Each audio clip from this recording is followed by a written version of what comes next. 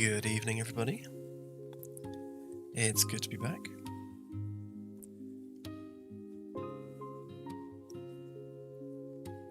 If we could just do a quick volume check, make sure that the music's not drowning me out.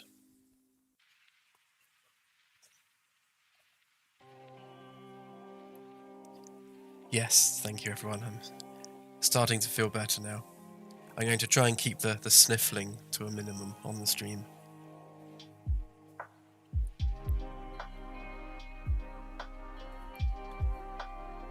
The man flu struggle is real.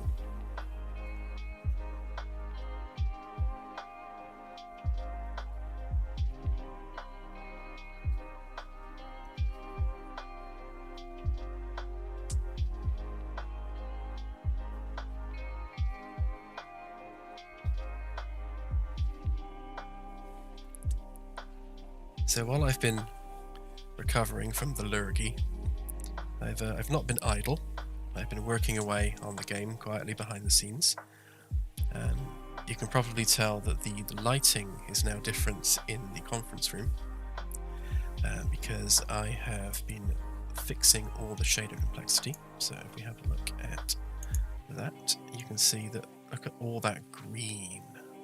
So much nicer now. As we fly around, look at all this green. And the same here in the conference room as well. Lots and lots of green, which is considerably better than what it was. There's still a few problematic areas. Obviously the glass is the glass, and there's not a lot you can do about that. But yeah, overall it's looking much better than it was. I noticed something interesting actually. Commander Bellium's asking, what does the green mean? The green is the shader complexity. So if you look at the gradient at the bottom of the screen, and as I move the mouse around, you can see here the pixel shader and the vertex shader are both in the green, so everything's good. If I move it over here into the pink, you can see that the pixel shader is up into a horrible place because it means that the calculations on the shader are huge. So there's a lot of complexity, and that's because it's glass, and you've got screen space reflections running on it and various other bits and pieces. I've tried to make the glass as simple as I possibly can, shader-wise, but there's only so much you can do. And of course, here you've got transparency behind transparency, which is why both the pixel and vertex shaders are literally capped out, which is where a couple of our performance issues are coming from. Another issue I noticed is that for some reason the carpet material has quite a high pixel shader cost if the mesh isn't flagged for nanite. So like, this is the same material on the floor. Like that and that are literally the same material. And the only difference is this mesh is flagged for nanite and this one isn't. And it isn't because it's got transparency, and nanite doesn't support transparency yet. So I need to separate the glass pieces into a different mesh, and then this floor will be just as green as this floor, as it is down here. Because again, this is exactly the same material, and then the floor mesh is running nanite. So I don't know why having it flagged for nanite makes it more expensive, or rather not having it flagged for nanite makes it more expensive, but it does. So that's something to fix. Nanite is Unreal Engine's new virtual mesh streaming system. So the meshes, as they're drawn in the game, they're actually streamed, and they're virtual meshes. They're not the real physical mesh. So this mesh on the floor, for example, could literally have millions of polygons, but that's not what reaches your screen. So depending on your distance from the mesh, or I think more specifically its radius on the screen, it reduces the polygon count automatically.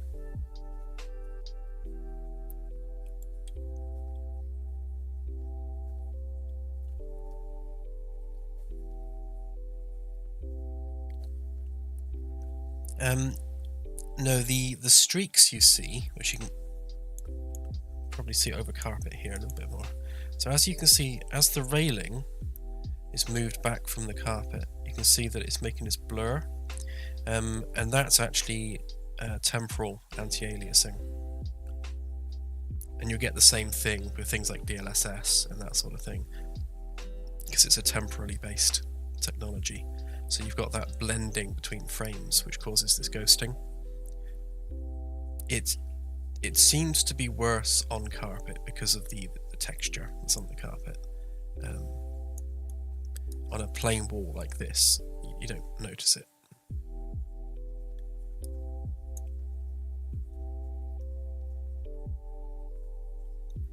Yeah, there's a lot that goes into making something playable as a game.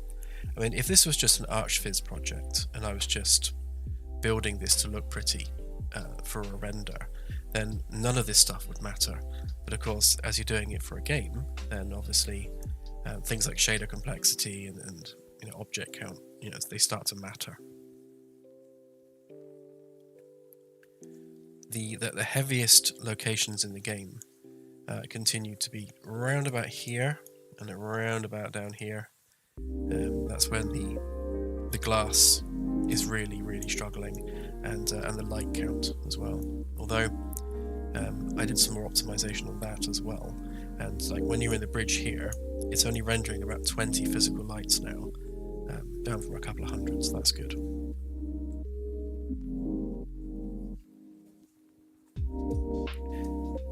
Yes, thank you. Yeah, in GBP we're up to about 250,000 now, which is absolutely incredible. And I think if it carries on the way that it is, we're going to hit planetary landings sometime over the next 2 weeks, which would be fantastic, because that kind of rounds off our vision for the game, which is exceptionally good.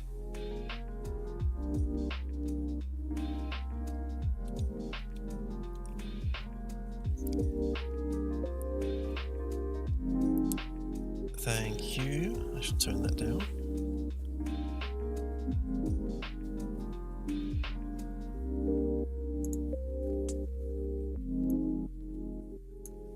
There you go, just a smidge.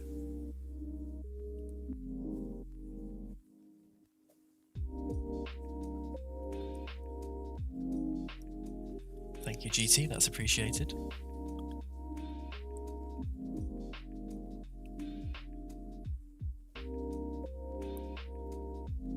Yeah, it's all listed in pounds sterling because we are in the UK.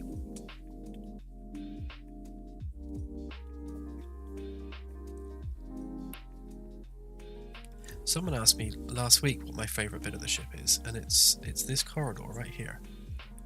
And I suppose the upper section of the lounge here as well. It's something that I had to design a few times before it felt right. But yeah, I love this section and I love this corridor. And once the ceiling lights are modelled properly, it should look really nice. In fact, there's a story behind this corridor.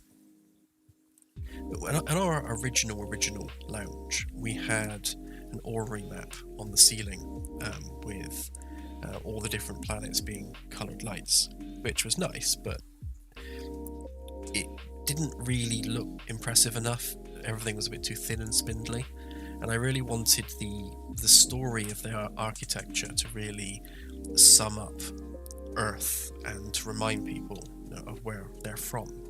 And and if you are leading an alien ambassador through this corridor, to be able to say, this is our planet, this is where we're from. So that's why we have the continents of the Earth embossed onto the walls. I think this is parametric architecture. I can't remember what the word is now for when you've got wibbly bits of wood forming a shape. But yeah, that's the UK right there. That little lump is the UK.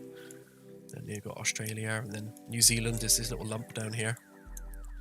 And the idea is you're walking down through the continents of Earth, and then on the ceiling, the lights on the ceiling are going to be a little bit wavy and represent the Milky Way. So you've got the continents of Earth down below, with the Milky Way on the ceiling above you. So it has a story architecturally, which I think I like. I like including that sort of thing.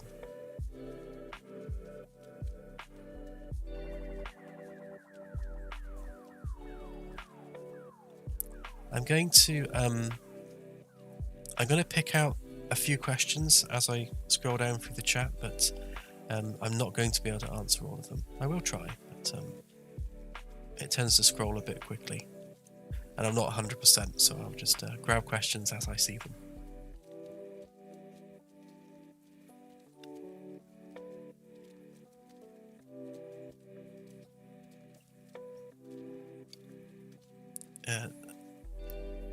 I think that's pronounced Samzult, or Sam XLT. Have you thought about planets and systems being procedurally generated? That way there's an infinite amount of places to visit. Yes, they already are.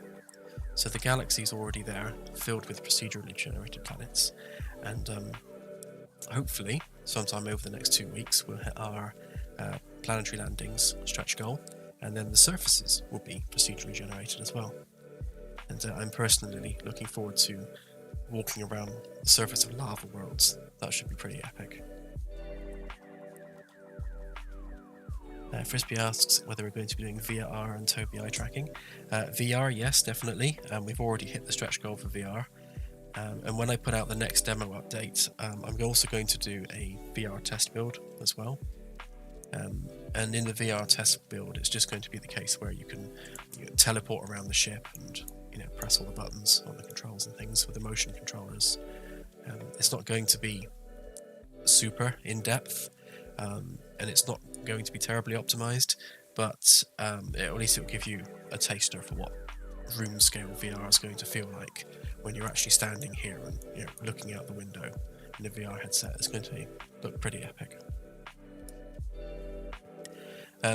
We have spoken to the Tobii eye tracking people. We caught up with them at PitCon, and I think, yes, we don't actually have one to test with, but we will get one to test with. And when you're sat in chairs on the bridge and things, I think that would be nice to be able to use that. So we'll definitely have a look at that.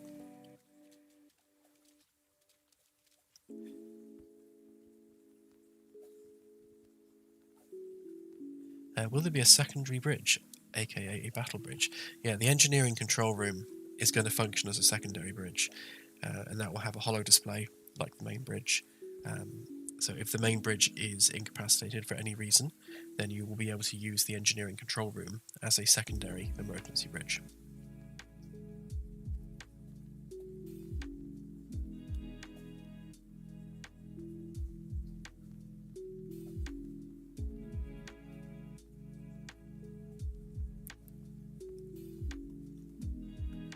How will procedurally generated planets be generated in a way that is not repetitive, e.g. loads of Earth-like planets with similar biomes?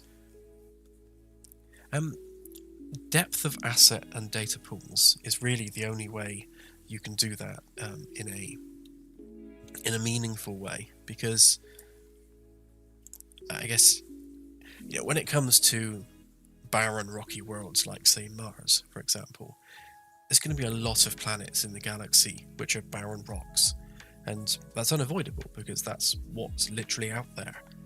But the way to keep it interesting is to make it geologically interesting. So interesting chasms, interesting caves, interesting geology that's interesting to look at, that's unique. You haven't seen a mountain like that before, or that chasm has a particularly cool rock formation.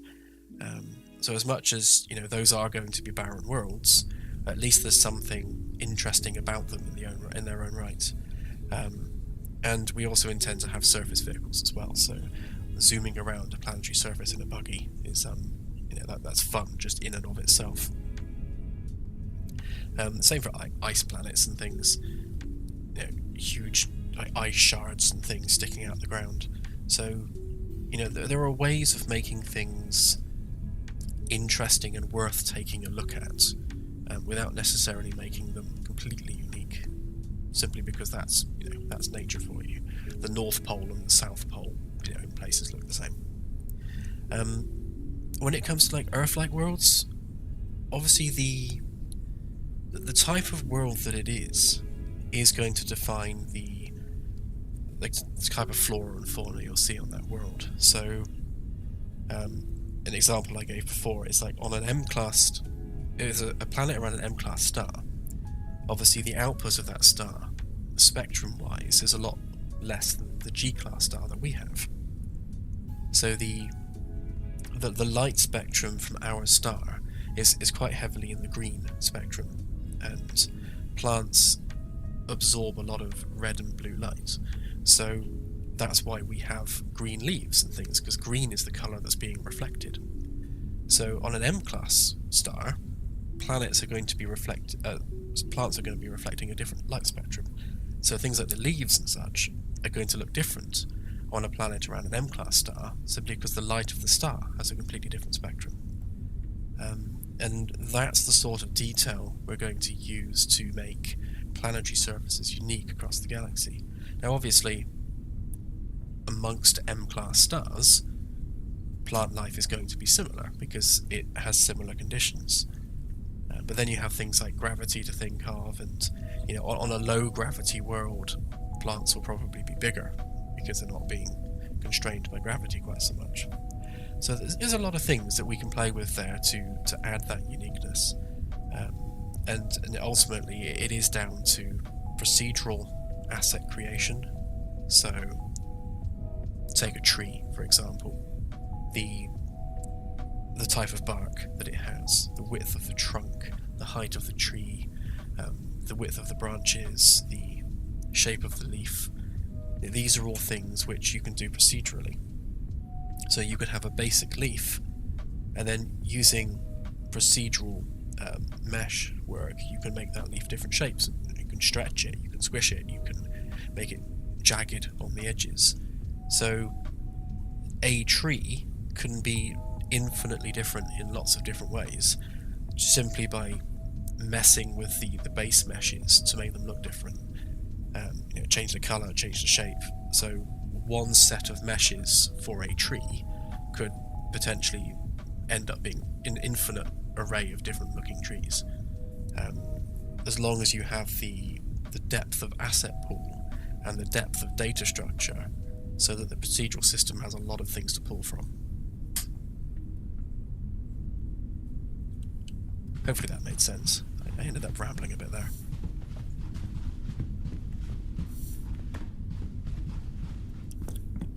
The reason I launched the game, I thought you'd like to see something I've been working on. So obviously we can zoom in and out of the maps and things. Click, click, click, click, click. But I thought it'd be cool if you could just hold the button down, so you can now just hold the button down to zoom either quickly or slowly, like that, just to make it nicer when interacting with the map. These buttons don't work yet, but you'll be able to nudge the map in any of the axes. So, like right now we're looking at this sector, but if you want to see the next sector along, rather than having to go through the hassle of editing this and typing in the numbers, you can literally just click that button there, and then you can have a look at the next sector ahead of you, just by navigating the map this way. And I'll be doing the same here as well on the galaxy map. Again, you can zoom in and out of these, so you can go like that. And I've also increased the range on this as well, so it now goes up to 150 light years, so it goes far beyond the M-class range which we have here. So M-class stars are only generated to a certain radius around the ship, whereas OB-A-class stars are generated much further out. And eventually this will be done via the apparent magnitude of the object. So if it has a very low apparent magnitude from your location, then it will be rendered quite close, and it won't be shown much further away. Whereas big objects like an O-class star, the apparent magnitude of an O-class star is huge from many distances away, so you'll always be able to see those far off. Yes, every single console will have keyboard shortcuts. Like you can use the mouse wheel, for example, to scroll up and down here. There are no keyboard shortcuts on this yet, but there can be. So things like these modes could be like 1, 2, 3, 4 on the keyboard. But yes, you can now zoom in and out smoothly, so fast and slow. And it also goes down to 5 light years now rather than 10, so you can really zoom in on the current situation around the ship.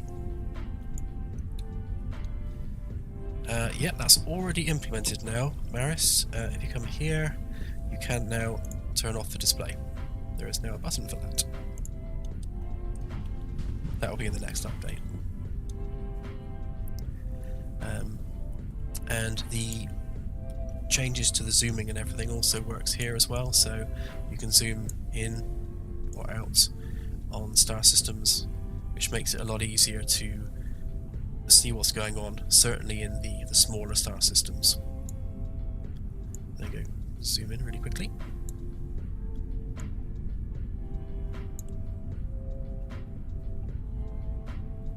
Oh yeah, and I got a bug here, so you'll notice that when I'm zooming in and out, see it's getting slower and slower and slower, because it's actually duplicating the meshes, so that's just a bug I need to fix. Yeah, so that all works nicely.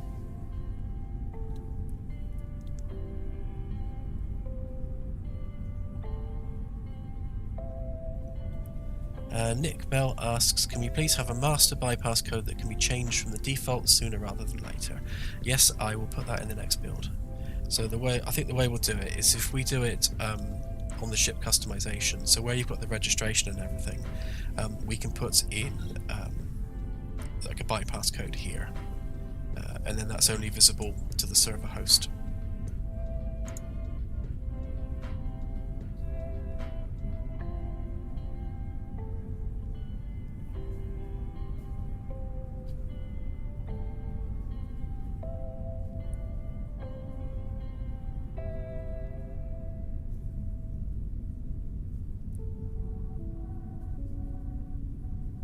Sam XOT asks, will there be an emphasis on smooth loadings and things, aka very little loading screens? Yes, so there are no loading screens whatsoever anywhere on the ship, so any deck, any room, there are no loading screens. There are no loading screens when you're exploring the galaxy either, so if we go to 359, for example,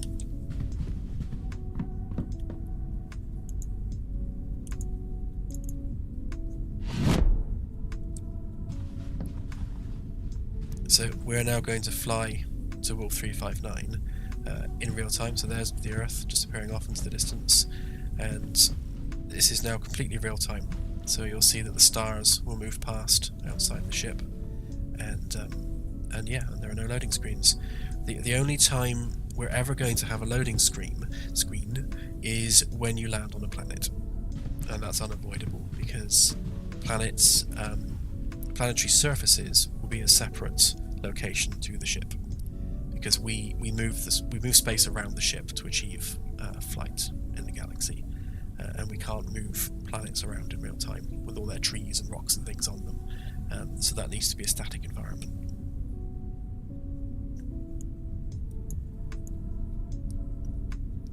Haven't actually tested what this looks like zoomed right in. Oh yeah, it does actually move quite quickly.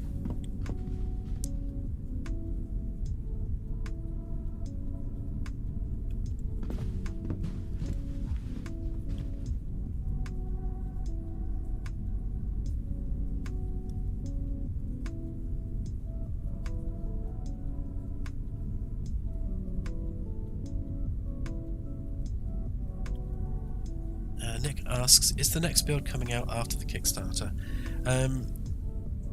I think realistically, probably yes. I was hoping to get the next build out before Kickstarter finishes, but with me being ill and with Kickstarter making us extremely busy over the past few weeks, yeah, it's just taking longer than I hoped it would.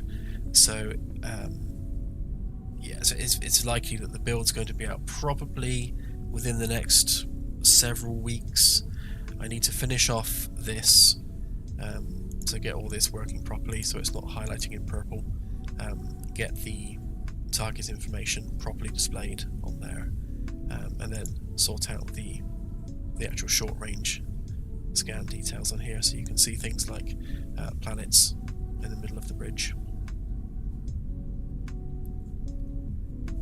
Not only that, but this is a new ship model which I'm in the middle of building, which if I go and hop into the outside view, see here, it's very much not finished, but this is the new Magellan class ship model, which is a lot thinner but a lot longer, generally a larger internal volume, and it has the giant Alcubierre ring around it. And if I just speed up a bit, get us away from that star, because that is quite bright.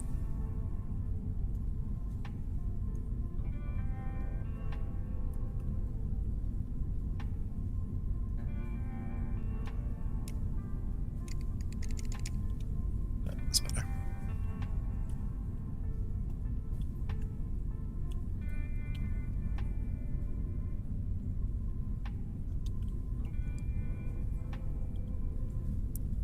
So the new design obviously has the Alcubierre ring going around it.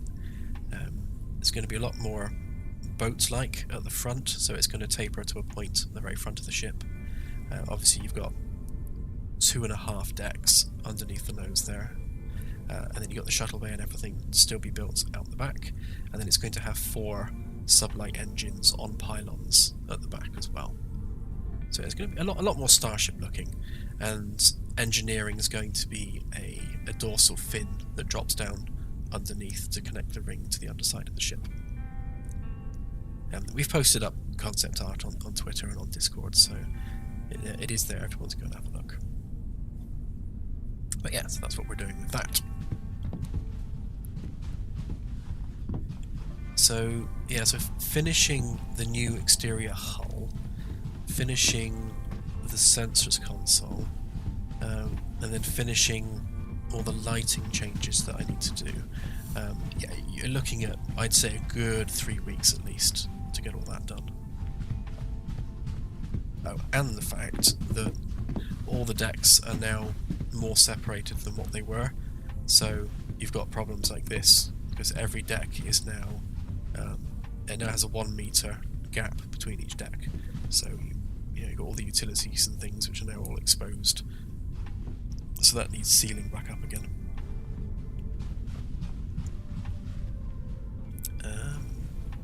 Oh, and also of course all the new C deck layout as well, so all this on C deck is all new. You've got what are now 2 wing-like structures on C deck on either side, and this is going to be a big spiral staircase that goes all the way down through to the bottom of E deck, and it will have a nice big glass window in the ceiling there, and from the bottom we'll have a nice planter with a tree and things, and you can look up all the way through out the window and see the ring around the ship and everything. It's going to look really nice when it's finished, but yeah, it's more things that need to get done.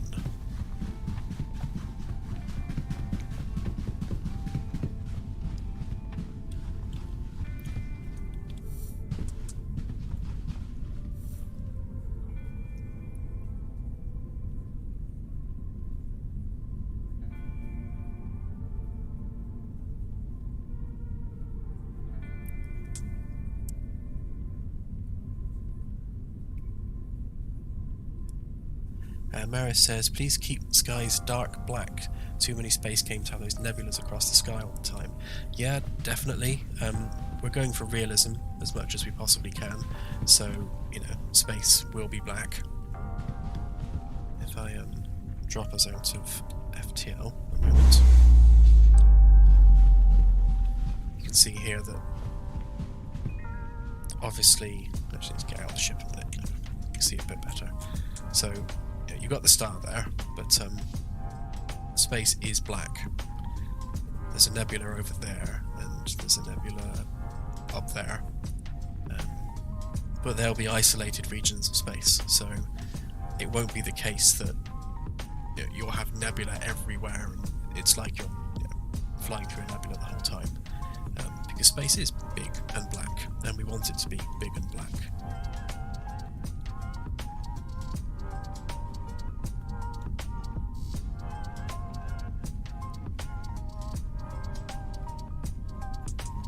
There's a good question from Echo Zeppelin there. Are you planning on doing space dust? I think space dust is something I'll add as a toggle in the gameplay options, because like if you're moving the ship around at sublight, and we actually did have sublight, which I took out because it was confusing people. You could be moving along at 100 kilometers a second right now, or 1,000 kilometers a second, and you can't tell because there's no frame of reference to see that you're moving.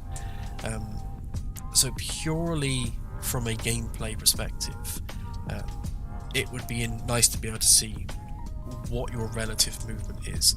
Like if you've yawed the ship to the left, because we're doing fully Newtonian flight, that doesn't mean you'll now be flying to the left, you're now flying sideways, because momentum will be preserved.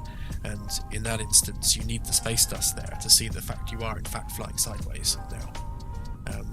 But I also understand that it can be immersion breaking for people who don't want it, so with a lot of things, we'll just make them toggles.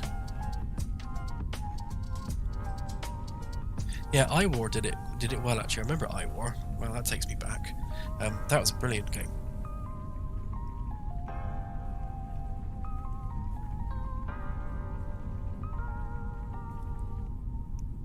Star Trek Maniac asks, will there be a story mode even if you don't raise enough via Kickstarter? Yes, there will. So the whole point with Kickstarter was to bring in enough funds to get early access itself over the finishing line with all the base features in and done for the early access. Obviously, in order to do that, we needed to bring more people on board, because at the moment it's just me working on the game. It's a solo project. So I need people to do some more of the coding. I need a character specialist to come in and sort the character out, because this character it's functional, but that's about all you can say about it. It does the job, but that's about it. It's a bit clunky, it's a bit glitchy, so we need someone who is a specialist at doing character systems to come and build us a really nice AAA character system that has variable gravity direction, a proper no head bob mode that isn't just a bodiless thing floating around, and of course to get that done in VR just as good as first person. And yeah, those are the sorts of things where I need to bring on more people to work with me, and that's what Kickstarter's for. But things like the story campaigns are something we have planned from day one anyway, so they will get done. And the plan always was, if they don't get funded on Kickstarter, which was always going to be unlikely because we set the target at 750,000 for that, because obviously we need to pay voice actors and bring a lot more people on board, pay for motion capture, get some really nice CGI done for it. Making the full single player campaign is going to be a lot more expensive than making the sandbox. But once the sandbox is out, then we can use the sandbox to fund further development. The sandbox itself will be free, so we're not going to be charging for it, but we are going to be charging for things like new ships and of course the story campaigns themselves. But that's all like next year and beyond. That's all future stuff. We're going to focus on getting early access finished and polished with all of the main gameplay features done, and then we'll look at what comes next.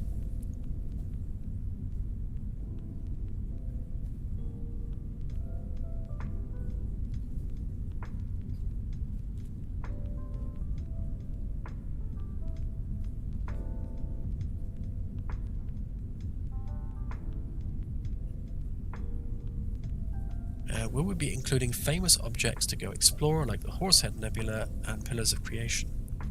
Yeah, and that's another example of where I need to bring some more people on board, because we need artists to create those things. We've got plenty of systems in place already where we can do volumetrics, like that nebula, which I now can't see wherever it went. That nebula is fully volumetric, and you can fly through it and everything. It all looks very lovely. But that's just a procedurally created nebula based on noise functions. When it comes to things like Barnard's Loop and the Orion Nebula and all the known nebulas, then yes, we're going to get a 3D artist to model those in 3D with 2D noise textures, so that we can then render those as volumetric 3D shapes.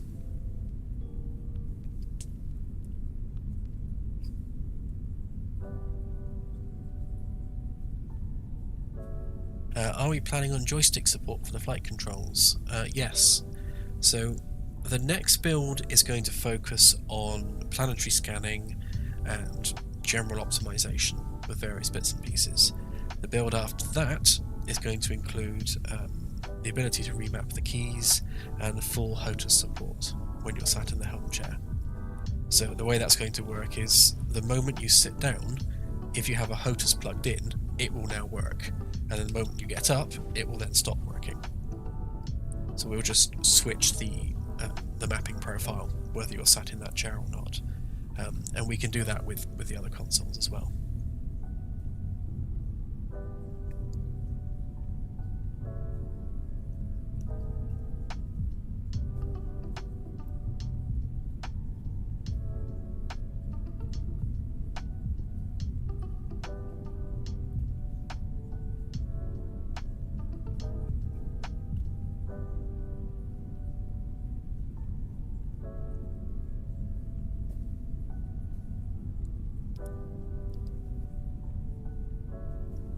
Will there be a realistic warp bubble rendering like in Space Engine?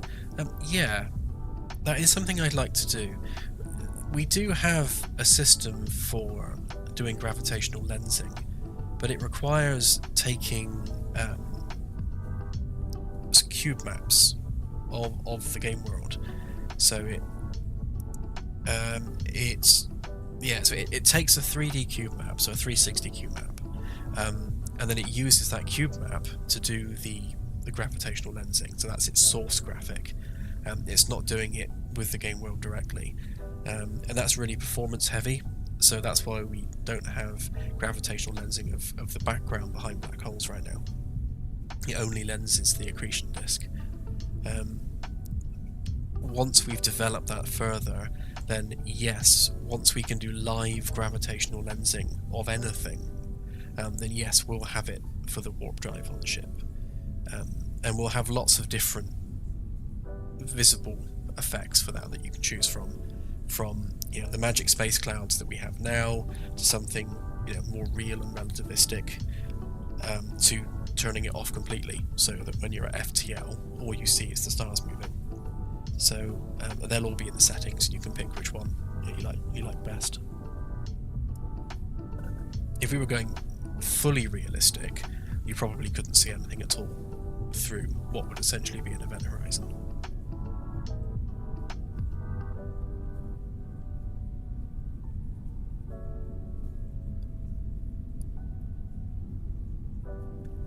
Scapula says the ship requires negative matter to function. It actually doesn't. If you read the warp paper by Dr. Eric Lentz, he proposes a metric which allows for a Alcubierre style warp field using only classic matter, positive matter. It removes the need for negative matter by using a different structure to the warp field. I don't understand the maths behind it. That's like PhD level maths. It's far beyond me, but that's the gist of his paper.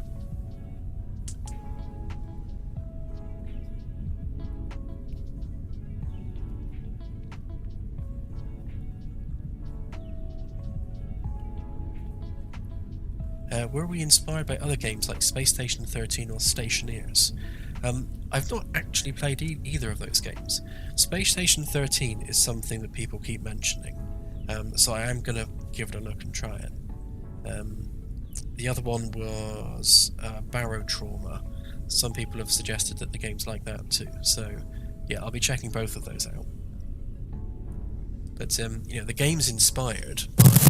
Oh, I think my mic just suddenly had a fit. The game's inspired by classic sci-fi. So I'm a huge Babylon 5 fan. I love Star Trek, I love Stargate, all the big classic sci-fi shows. And it's inspired by all of those, and getting out there and exploring the galaxy and seeing what's out there.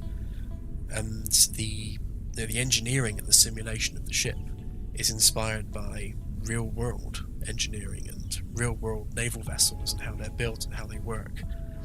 It's just something that I wanted to explore personally, just to see what it would be like to use real-world technology to create a starship, to see what design rules would we need to adhere to make that work.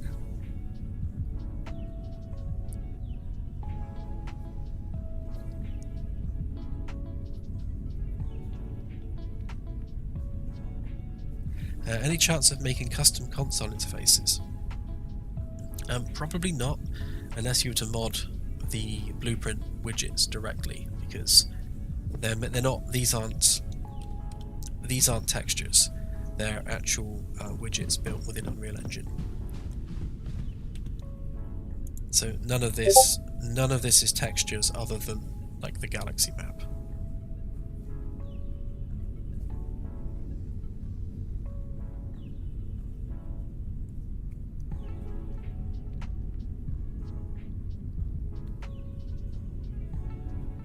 Daniel Carlson asks, so if I remember correctly, you said that every screen and every panel you'll be able to interact with. How will it work with the screen interaction? Can you change screens to interact with all systems? In some cases, so as you can see from here, obviously every button on here does something. You've got every button there does something, every button on here does something. So we won't be including any UI screen in the game unless it does something. So you won't find any buttons, any switches, any levers. There'll be nothing that doesn't do something. So you can turn the lights off. Everything will do something on the ship, which is one of our kind of number one design rules.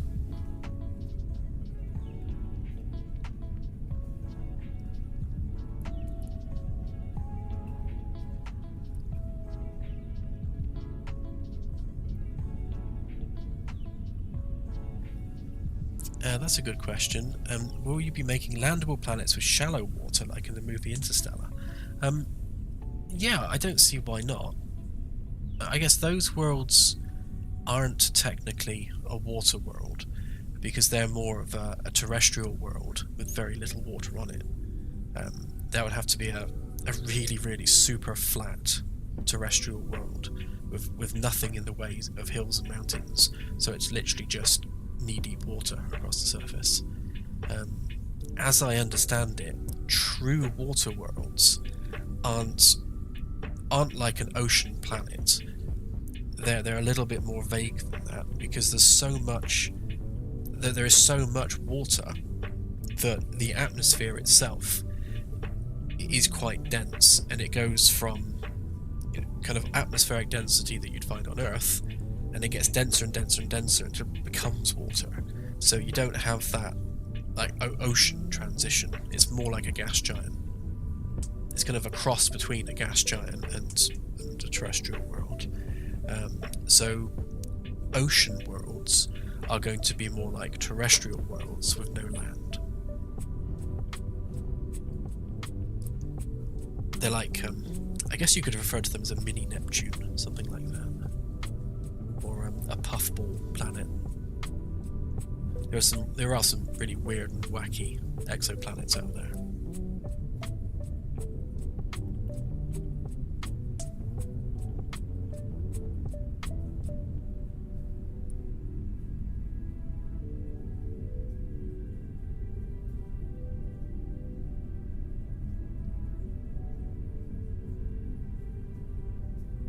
Will engineering be less cluttered with consoles being placed all over?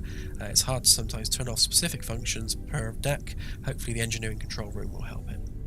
Yeah, so in engineering, if I cheat my way down, yes, you've got consoles all over the place, but they are actually functionally there for a reason. So obviously right now you've got wires floating in midair which don't do anything, but what you will have, if we go down to the bottom here, is like with this guy here, all 8 of these output cables will be going up there, connecting to each one of these units,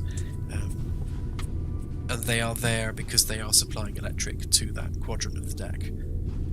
So they're not there arbitrarily. They do have a purpose and a reason for being where they are, but the engineering control room, which will be here, again, the ship is going through a rebuild, so it all looks a bit weird right now. So if you imagine a big hollow display in the middle, so it's a big ring projector on the ceiling, and the bottom of the display down here. So you'll have like a raised platform going around the center where the hollow display is, and then various screens around the outside. And you'll be able to do practically any engineering function from within this room. So when this is finished and it's built, we'll be redoing the cold start tutorial, so a lot of that functionality will be done from here, rather than having to run around the ship doing it manually.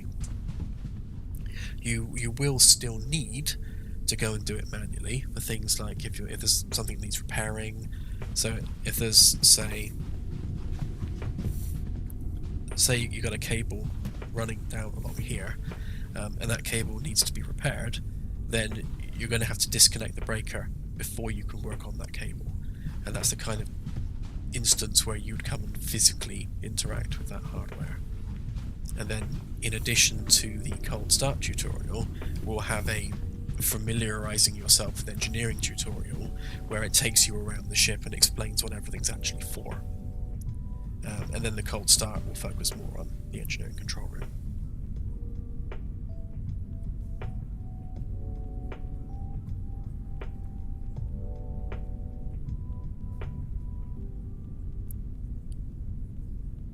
Crazy Legs Jan asks, curious question here, have you done the full game in blueprints, or have you also done some C++ coding?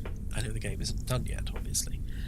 Yeah, I would say it's about 90% blueprints at the moment, and yeah, about 10% C++, because most of the stuff on the ship is either event-driven or just not ticking or doing anything in real time, and for those things, blueprints are fine.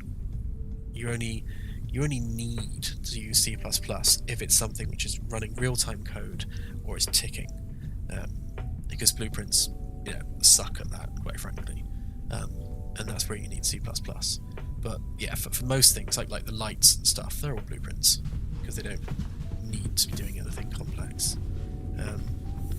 Right now, the fluid sim and where did my floor piece go? Interesting. I am now stuck in the floor. But yeah, so those pipes, for example, yes, they're running on blueprints, but they're not running real-time code. So the fluid simulation happens in an event-driven way. So when the state of this one changes, it passes that state on to the next one, and so on down the daisy chain. So they're not constantly running code. If nothing is changing on the system, then there is no code running on any of this infrastructure. In fact, if we have a look at the game trace here, you can see that there's not a lot happening in terms of CPU load. Like, it's showing 4 tick objects, but that's because we're running it in the engine.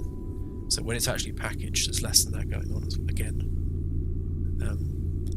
But yeah, so we've got, if you look at blueprint time, we've currently got 360 odd blueprints active, but it's only costing 2.8 milliseconds on the CPU. So it's very, very lightweight. It's not doing anything extreme.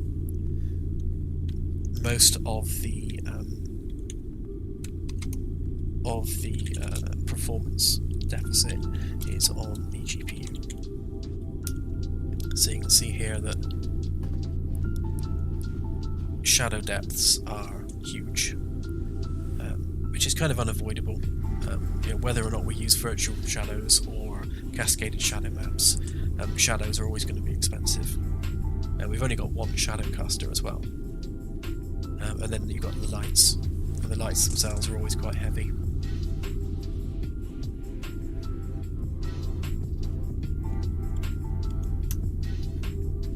But if you look at light rendering, you can see that we have very few lights actually being rendered. So if you look up there, we've got about 60. Look down there, you can see that the lights are dropping off. And that's the optimization code that we did. Like if I look at the floor, it's now only actually rendering 8 lights. So that's the optimization working in real time to take care of the lights. And you can see again, we've only got one shadow caster.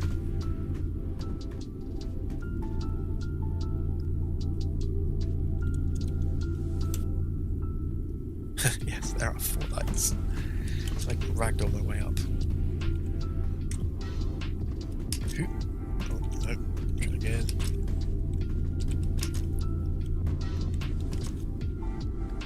Oh, almost. Oh.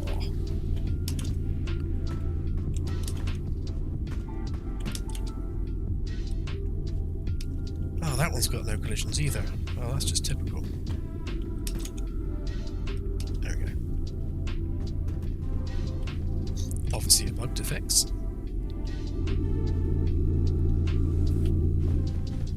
Yeah, that's true. Yeah, because I've what's that person doing up there? Because I've increased the distance between decks by 50 centimeters across the board, it means that G deck is now something like 3 to 4 meters lower than it previously was. Which means if I jump over here, I will land on what was the original floor height. Which is about there. Oh, yeah, there we go. So this is where the floor used to be, and it's now all the way down there.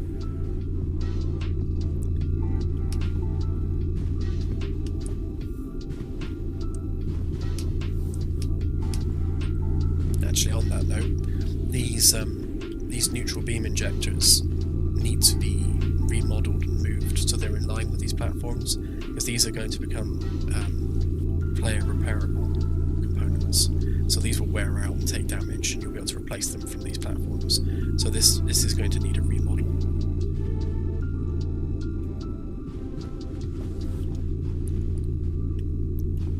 Okay, I shall magic my way back to the bridge.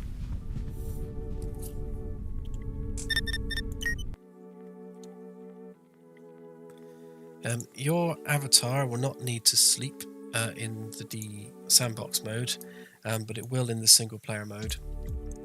Well, I say single player, the story mode. So in the single player campaign, going to sleep at the end of your day will how we progress the story onto the next day and the next set of events. But in the sandbox, you won't need to sleep, but you will need to consume food and drink about once per day. We don't want it to be any more than that. We don't want it to get in the way of gameplay. But we do want food and drink on the ship to be meaningful, but not in the survival sense.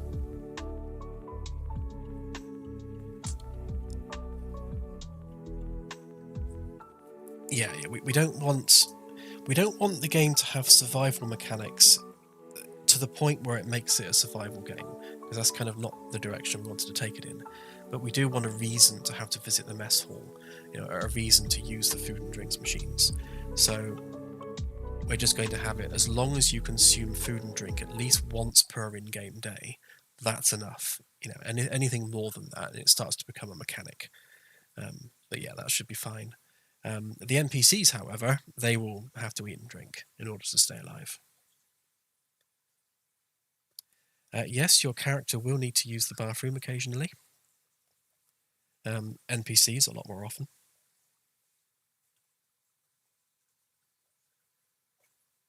The staterooms are currently as they are in the demo, so they haven't come along at all yet.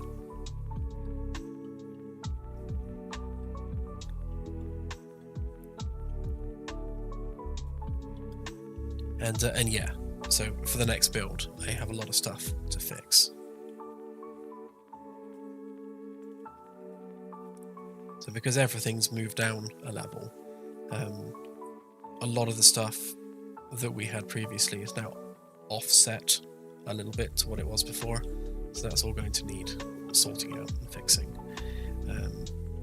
And I also need to go through and update a lot more of the lights. So again, if we turn on shader complexity, you can see that whereas this bit's fine, and again, this mesh isn't using nanite, whereas the texture on the walls and the texture on the floor are literally the same material. Like literally, it's the same material instance. And yet because this mesh is not flagged for nanite because it has glass, for some reason its pixel shader complexity is higher. Very weird. But yeah, so you can see that the shader complexity on the ceilings and things is much improved. But here is what it used to look like. And as you can see, this is tragically horrible. And that is something I need to come and fix, and then it will look like that. Annoyingly, fixing this and making it a lot lower in terms of its shader complexity isn't giving the kind of performance increases I was hoping it would. It's sort of marginal at best, but it's still good practice to get it done, so I'll continue with doing it. Yeah, and these ones need doing next.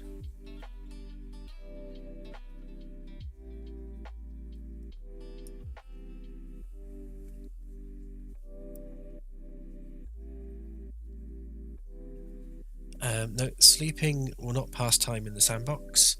There won't be sleeping in the sandbox mode.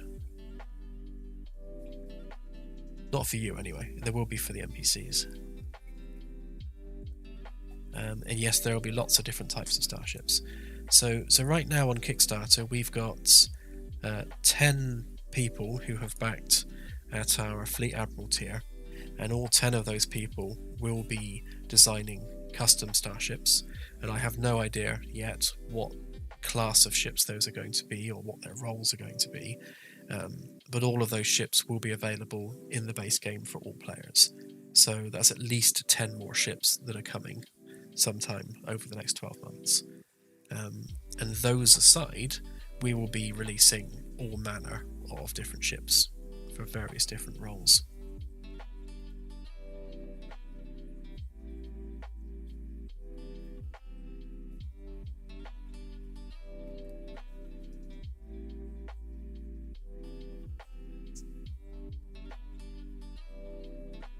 What distance is the combat going to be? So we want to keep combat at visual range, very much two galleons fighting at sea.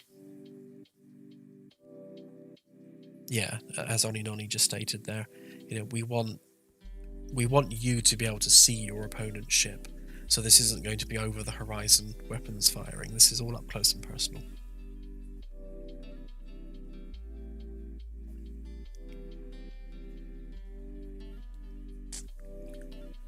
Yes, the glass material is really bad, and the reason for that,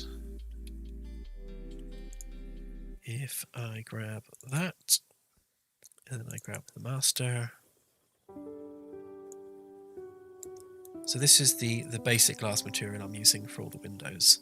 As you can see, there's not a lot to it. It's just Fresnel-based roughness, so it's shinier. Yeah, it's more reflective at the edges than it is on the face.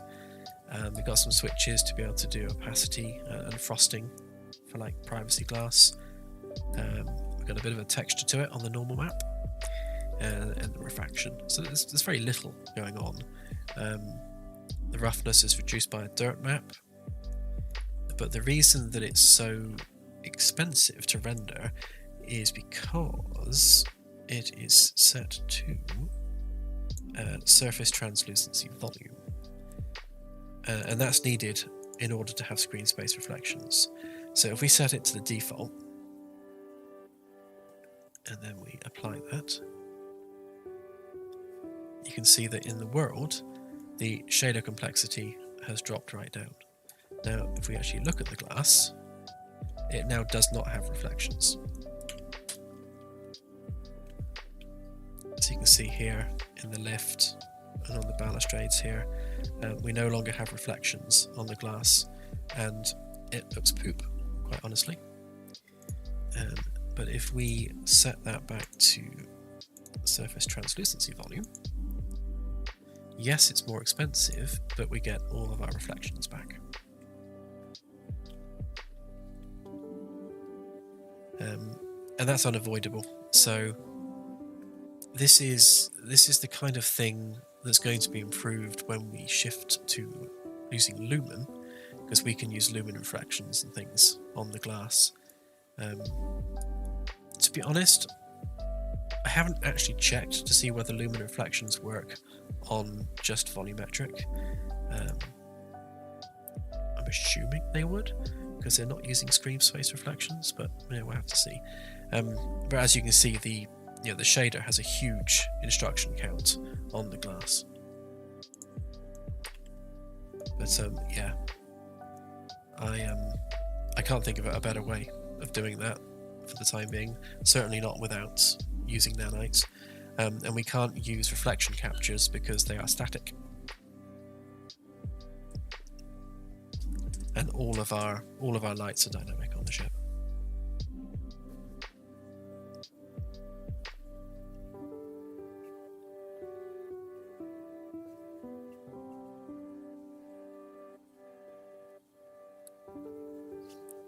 FPS combat and ship boarding. Yes, eventually.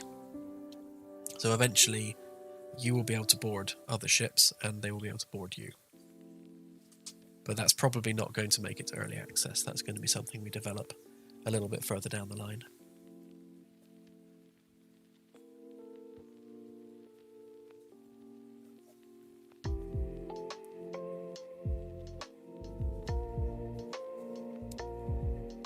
Second Breakfast SPC asks, is there a time frame for the next public demo update, and what might that include? Yeah, so we're looking at a few weeks, because I need to finish building the ship, the external model of the ship, finish these sensors, and finish doing the lighting update to reduce the shader complexity. So as you can see here, lighting is a bit prettier. That needs fixing. I've also added some spotlights in here just to light the corners, as the corners were a little bit underlit.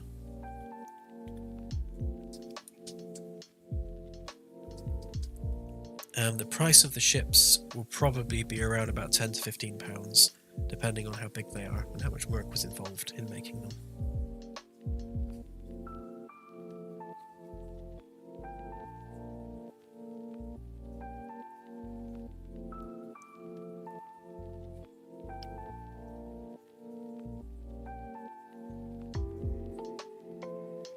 For potato PCs, yes, I am going to make a potato mode for the game, and I can show you what that would look like.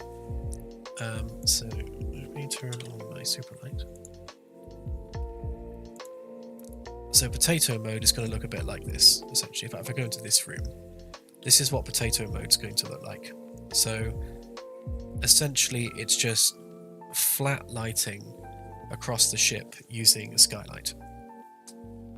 So there'll be no dynamic lights, no star directional light. All planets will be lit like this. So the entire ship will be lit just like this. Oh, hello Steve. Forgot you were in there. Steve.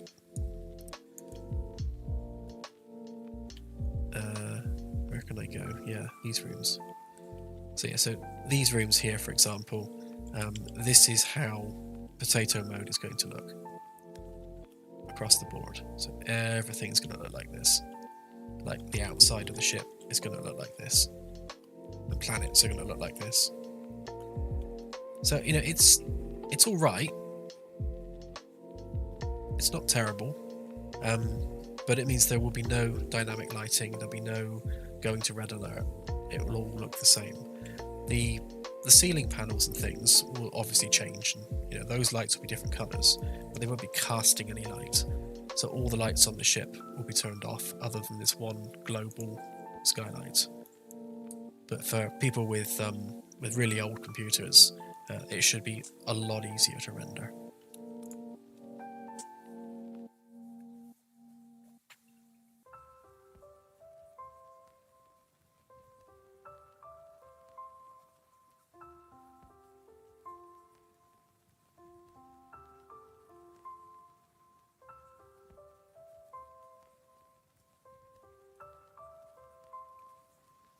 Yeah, we need to add some proper presets on the graphics. Although, to be honest, most of the stuff doesn't really have much an effect on performance. Because things like Nanite, for example, Nanite has quite a high base cost, but then that's it. So it doesn't matter how many meshes you throw at it or how complex they are. They don't increase the cost of having Nanite turned on. It's just that baseline cost that it has, and a lot of stuff like that, it's like that in Unreal.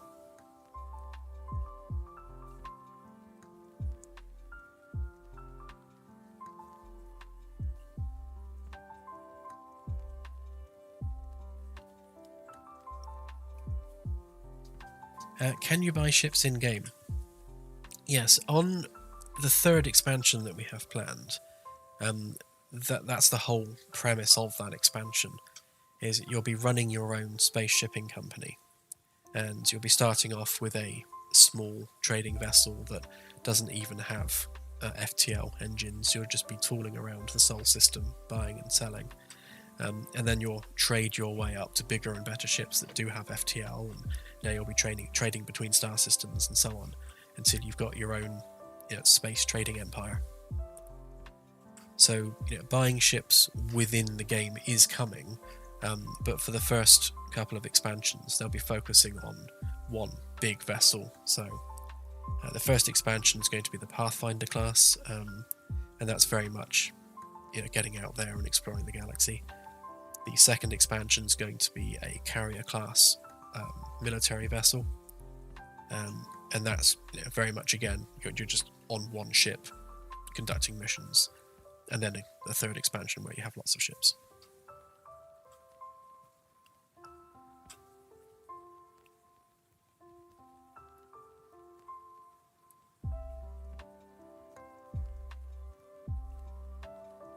Yeah, when it comes to Unreal 5 and old computers, there is a hard cut-off at this point. So Unreal 5.1 introduced shader model 6.6 as a requirement for both Nanite and Virtual Shadows, and we're using both of those things. The reason we're using Nanite is because it removes both limits on mesh complexity and limits on object count to some extent. And the reason we're using Virtual Shadows is because cascaded shadow maps massively increase the poly count of the game, because for every shadow cascade it's having to re-render all of those polygons. So it's cheap in some ways but flawed in another, but Virtual Shadows doesn't have that problem. But both of those systems require a shader model 6.6.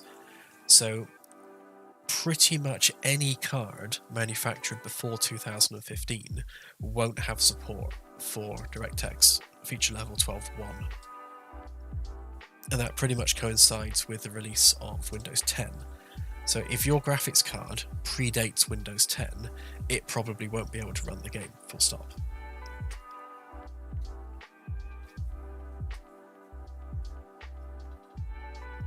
But that's that's a requirement of Unreal Engine itself. That's not something we have any control over.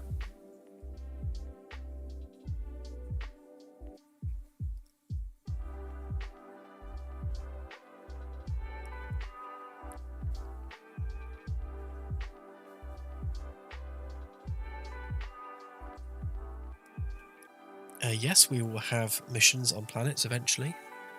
So it looks like we're going to get planetary landings in the Kickstarter. And then, yeah, we'll have away missions on planetary surfaces.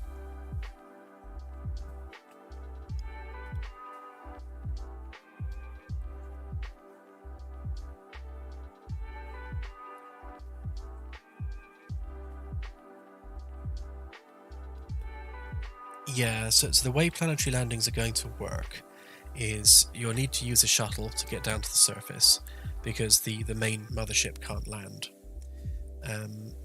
Many reasons for that, the biggest reason of which that it is huge and full of physics objects and you can't move those things in real time. So we move space around the ship. So you'll park the mothership in orbit, get in a shuttle, fly it down to the surface, do whatever you're doing on the surface, and then fly back to the mothership afterwards.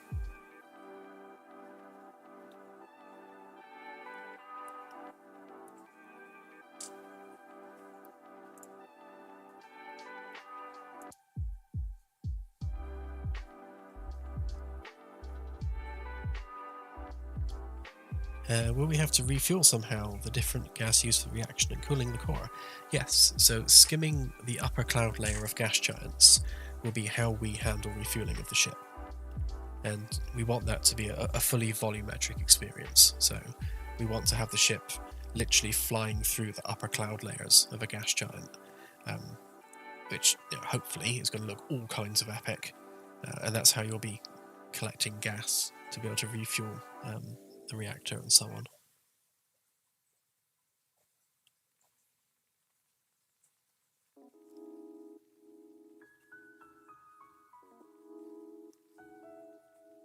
Yeah, mining asteroids and things, you'll be able to get some materials from that. Like our moon has a relatively high concentration of helium-3, for example, which you can mine. Game-wise, we'll probably limit that just to asteroids and things.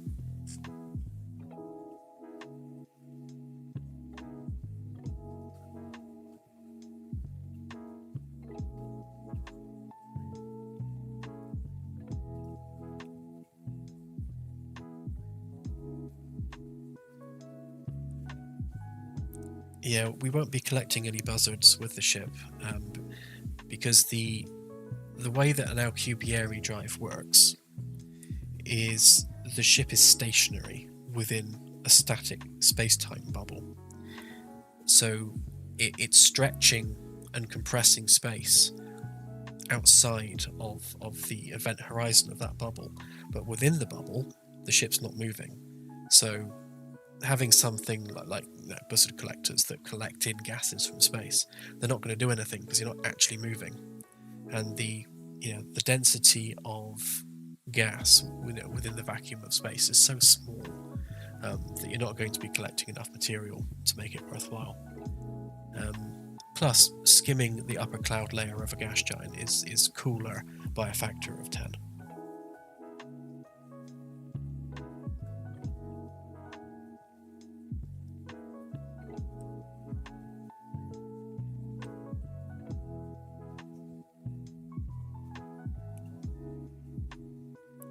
Yeah, trading with aliens is something I've been thinking about. It would be nice if each alien race had their own currency, and you could earn currency with that particular race by helping them out and doing things with that race. But obviously their currency is worthless to some other alien race. So it would be nice if you could build that relationship with them and use them to gain resources and things. And work on your relationship with that particular race.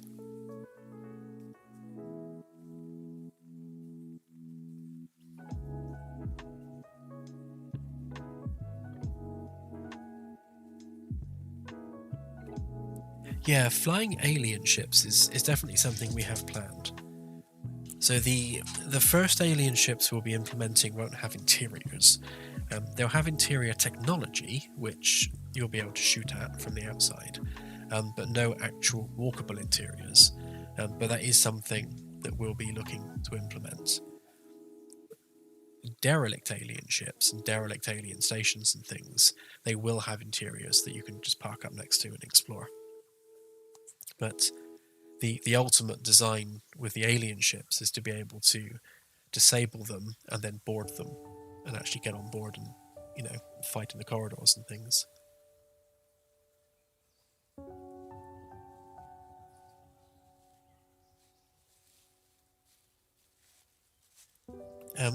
The base game will come with the Magellan class, which is what we're on here, and at least 10 other ships, which will be the ones that are designed by players.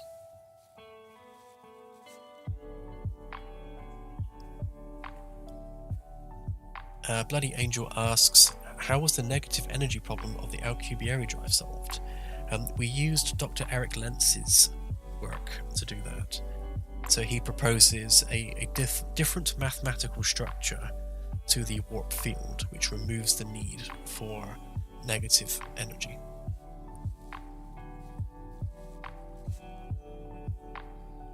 Do you plan to write a lore or future history of the game world? Yeah, definitely. I've sort of wrote stuff in Discord and shared bits and pieces here and there, but we don't have it written down in an actual document yet, which is something I do mean to do. I'll probably put that on our website.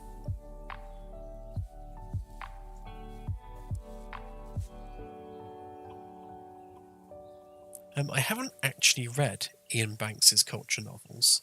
I know that Elon's a big fan, because you've got like the drone ships, Of Course I Still Love You, and the other one whose name I've forgotten.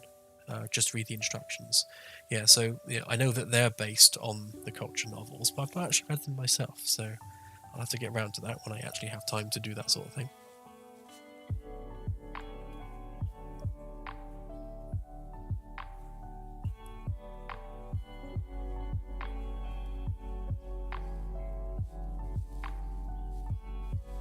Daniel Romer asks, I backed as a captain, and my friend backed as a commodore. Is there a way to link his alien race to my star system? We can certainly put them next to each other. I don't know about linking them, because the general idea is that if you're backing at the Commodore level, then the alien race you design lives in the star system that you're already making. But yeah, messages on Discord and we can have a chat about what actually is needed there.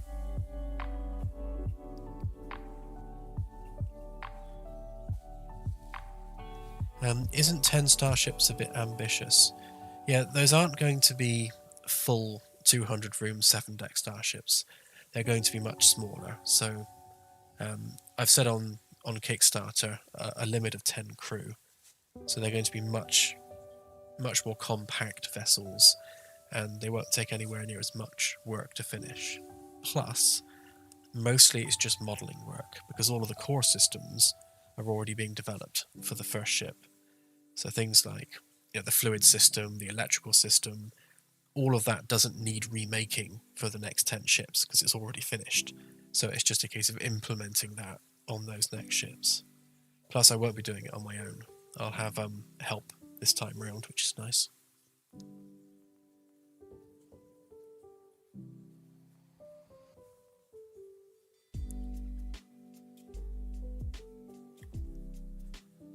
Yeah. So in a multiplayer scenario, only the host needs a purchased vessel. Anyone can play on that vessel. So if you buy a ship, you can host a game on the ship, and anyone can join it, whether they own it or not.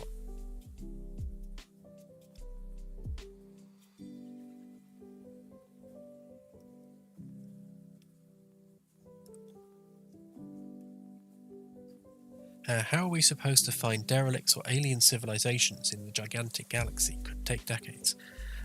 Yes, it is a big galaxy, but we'll have things on the sensors and on the comms panel to make that job easier.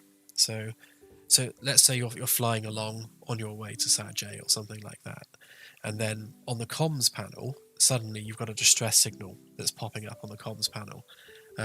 And the the range on that's going to be about 150 light years. So you'll be able to hone in on that and take a detour and go and check out what it is.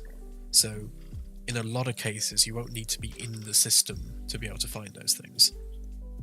In some cases you will. Certainly for things like wormholes.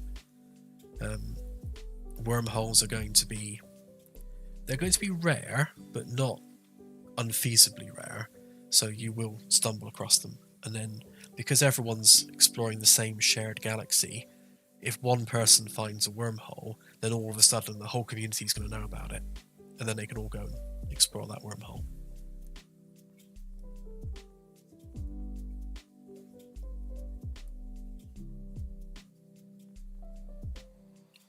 In the game's lore, is humanity a post-scarcity society? Yeah, sort of. So in the lore, the game is set in 2261, which is about 230 odd years from now. And the way that we have sort of penned human history from here to there is that over the next few decades, conflict and natural disasters and all that sort of thing get worse. And the human race is really kind of on the brink of bringing about its own destruction. So collectively, out of desperation, the nations of the Earth dissolve the UN in its current form and then create a new UN with a new UN charter, which removes things like the ability to veto, and essentially the UN General Assembly becomes the UN. So all countries have equal voting rights, and it's more of a majority rule kind of affair. The UN forms a new Security Council, and every member nation contributes assets to the UN peacekeeping force. And as time goes forward, the UN has more of a global role over managing things like local conflicts, environmental concerns, human rights, the economy, and all that sort of thing. So, whilst every nation on Earth still manages itself, every nation is still self-ruled and has its own culture and its own identity, the UN has overall authority on any global matters. So if it's an internal matter for that country deals with that itself. If it's an issue that affects everyone else, then the UN will have authority over that. Things like universal basic income is well established in 2261. So people generally work to improve their quality of life. Things like housing and food are no longer a concern because of the UBI. But if they want something like a brand new Xbox, then, that's when they need to work to earn the extra money for the luxuries in life. What else? The militaries of the world began expanding into orbit as rapid and reusable access to space became commonplace. And in response to that, the UN formed the United Nations Space Fleet. So again, all the member nations of the UN contributed their own space assets to the UN Space Fleet, and the Science Advisory Board then also started to commission their own vessels as part of the UN Space Fleet, and that's what this ship is. This is commissioned by the UN Science Advisory Board as it's a science and exploration vessel. So yes, it is a post-scarcity society in the sense that universal basic income is a thing, but currencies are still a thing. The whole global economy now uses just a generic credits system. So while some countries have retained their own individual currencies, globally everyone just uses the generic credit.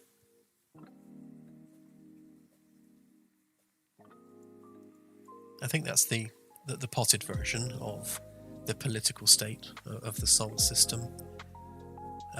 Most nations and private companies are focused on expanding throughout the solar system.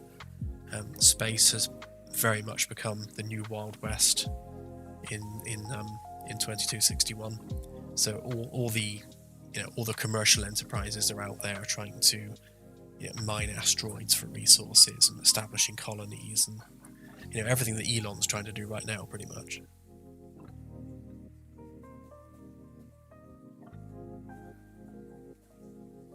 Yeah, global legal framework as well. So the International Criminal Court is part of the UN thing.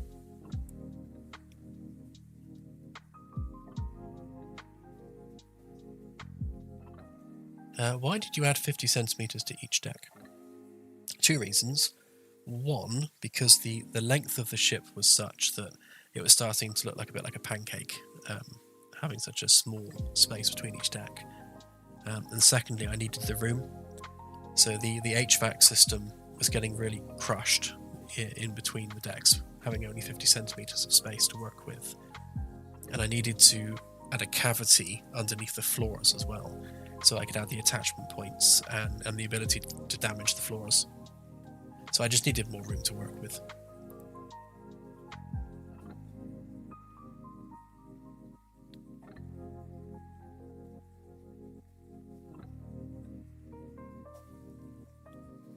How is food made? Will there be cooks and growing vegetables or Star Trek-like devices? We will have organic 3D printers and drinks machines, but the raw plant matter for those is grown in the hydroponics. So we won't be cooking and eating the plants directly from the hydroponics. They're converted to pellets for the 3D printers, and then the 3D printers add other elements to create fake foodstuffs, so fake carrots, fake potatoes. All the nutrition and the protein is provided from the plant matter, and then the other elements are added just to create the texture and the flavour of that object. And then the chefs use those 3D printed raw materials to create the actual meals.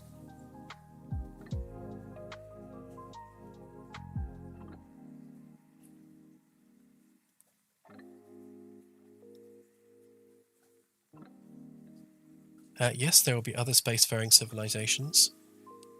When we come to making the first story campaign, that's when we'll add the manually created alien races. So, the big story races, that's when they'll be added. That aside, there will be procedurally generated spacefaring races, which will sort of tool around either within their own system or within the sector of space that they're generated in.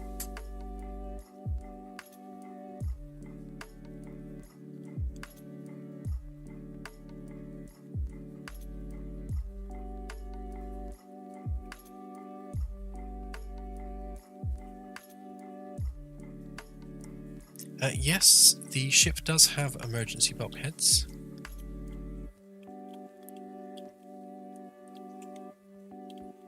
So, like here, this is an emergency bulkhead.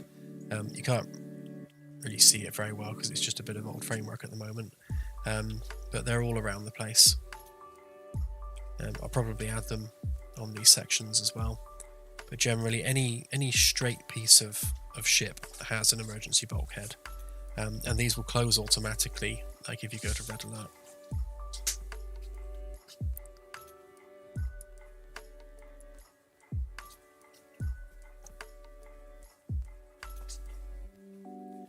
Yes, there will be a headquarters you communicate with, so UN Central Command will be where you receive missions from occasionally, and you'll be able to view those on the conference room screen. So if we fly back up there, in here, so mission briefings and things will be on this screen here, and you'll occasionally receive a message from Earth to say, can you go and investigate this star system over here? And it'll work that out automatically based on where you are. So if you're making a concerted effort to go and visit Saj, it's not going to send you 3,000 light years backwards where you just came from. It will pick something nearby where you currently are. So it's never going to send you very far out of your way. It's just something to do on your journey on the way to Saj. And then reporting back to the UN command will also be part of the the captain role, just to write reports and things. Yes, there'll be an admiral or two to communicate with.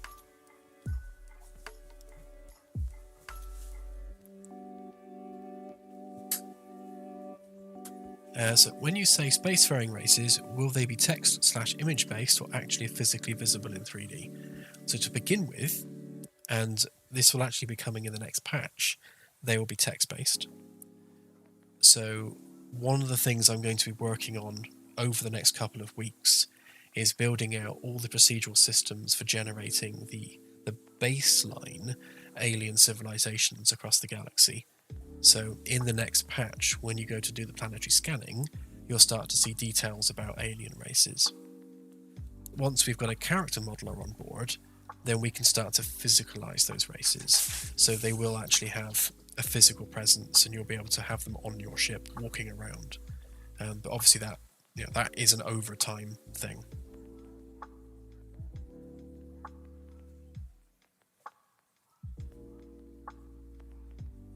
How explorable will planets be?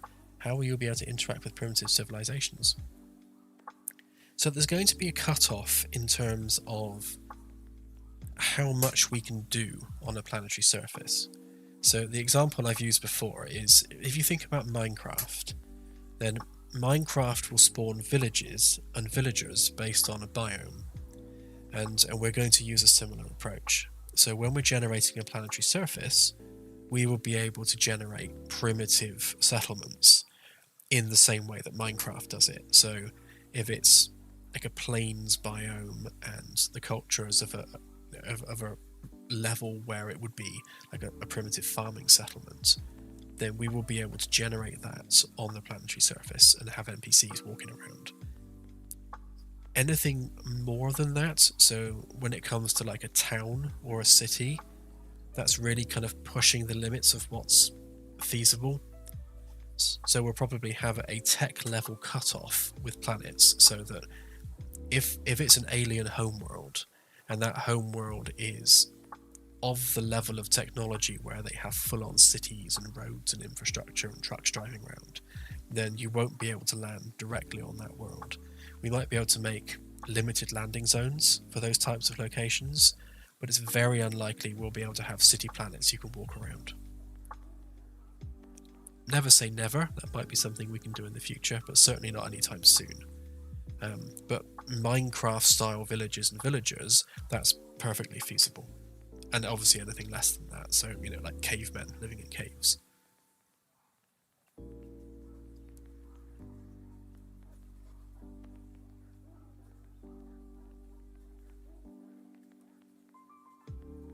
Will there be a signal delay to UN command, depending on the distance from Earth?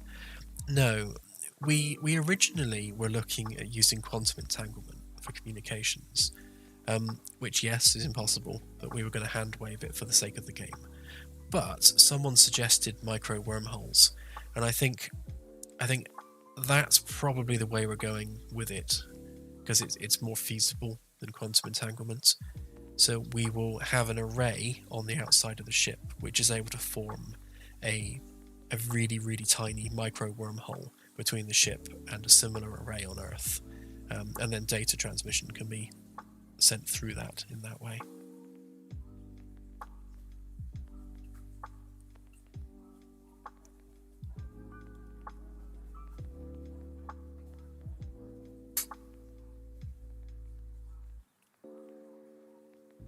Could you please touch on the exclusive Admiral's yacht? What will it be?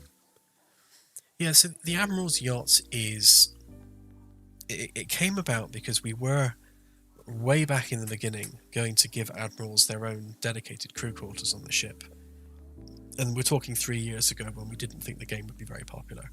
So we quickly sold out of those. So we had to kind of come up with a better solution. So instead we went with the idea of having a separate shuttle, which was really sort of nice and ornate and posh and like super luxurious, with its own internal crew quarters that we could spawn at any of the airlocks or within the shuttle bay, so that anyone that has access to that on the Admiral tier can just join any multiplayer game, or indeed on their single player game, spawn in their admiral's yacht, and then use that as their crew quarters, which was the alternative of having a physical quarters on the ship. But I might actually take that one step further and also make them FTL capable. I'm still thinking about the logistics of that, but if we go along that road, it means that Admiral level supporters can bring their ship along and fly in a fleet alongside, say, a Magellan class. They're not going to be very big, it's literally just an Admiral's yacht. But if we were to make them FTL capable, then it's another feather in their cap, so to speak.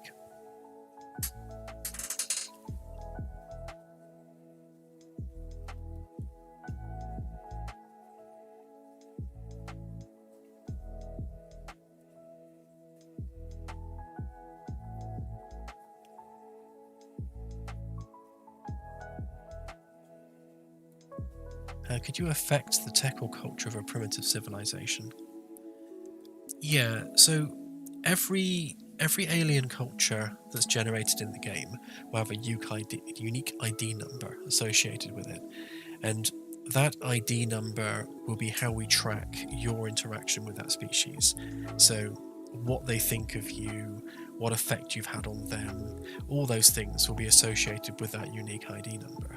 So when that's part of the save game, if you ever return to that same species, they'll respond to you, based on your last interaction with them. As to how much effect you can have on them, we don't know yet. That's something we're going to still have to develop. Whatever is possible is what we'll do, essentially.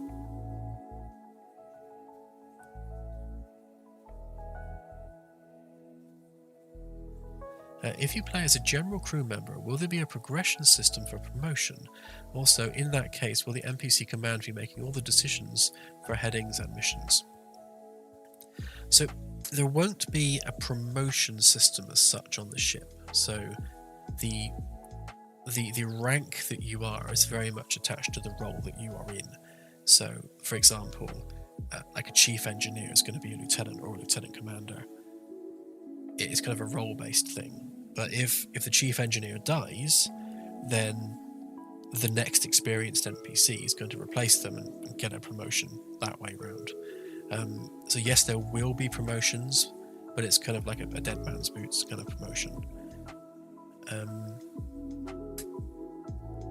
Yeah, and in terms of the command staff making decisions, yes, they will. So if you're playing as an engineer and you're playing in single player, then there will be an NPC captain deciding what to do, and that NPC captain will use a priority list to define what they decide to do and when.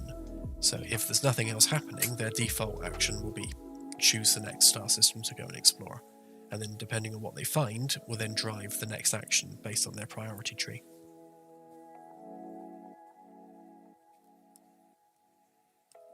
Will there be any plant scanning? There will. So you'll be able to bring samples aboard the ship. So you'll be able to send down a probe, grab a sample of an alien plant, which will come back in the probe, and you'll be able to physically walk around with this plant that you've just brought from the planetary surface. And then you'll be able to perform science on that plant, and that will unlock any secrets that need to be unlocked with that plant. So is it medicinal? Is it poisonous? Can you eat it? It might be more nutrient dense and faster growing than what you're currently using in the hydroponics, in which case you can start growing that plant instead, which makes your food supply on the ship more efficient. So yeah, there'll be a whole gameplay loop around all of that.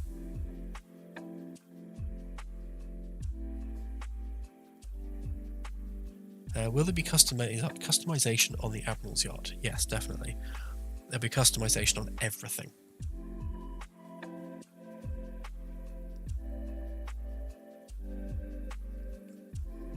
Yeah, the Admiral's yacht will be bigger than shuttles.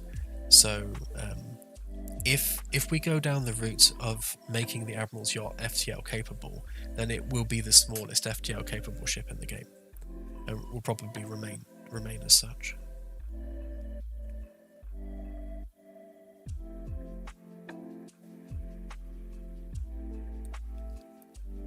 Couldn't you do landings in cities where you could just land the shuttle in a procedural building setting with a large data pool for like city worlds, etc.? Yeah, that's probably how we do it. So from orbit, we can generate an entire city planet really easily because we're just generating the surface texture from orbit. That's relatively straightforward. But then we would have to generate a limited city environment where the shuttle is landed automatically, and you don't have any control over where it lands. Which means you can then you can explore that environment on foot, but you're going to be within a walled-off area that you can't get out of. That's likely the only way we're going to be able to do city planets on the ground. I mean, there might be ways and means of doing it better than that, but I think as a worst case scenario, that's probably what we're looking at.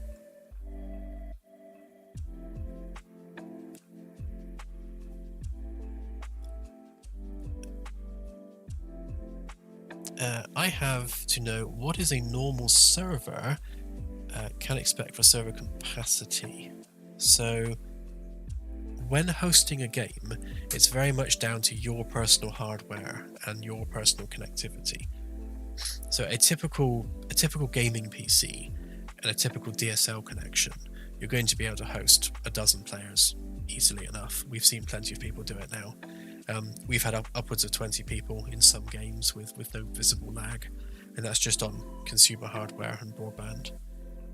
If you were to have a dedicated server running a dedicated headless server client with a massive fat DSL pipe, you might even be able to fill the full 200 crew with players, but that is untested. We haven't stress tested that yet, so we don't know. But we're using the same network infrastructure as Fortnite, so the same net code as Fortnite, so it's pretty efficient.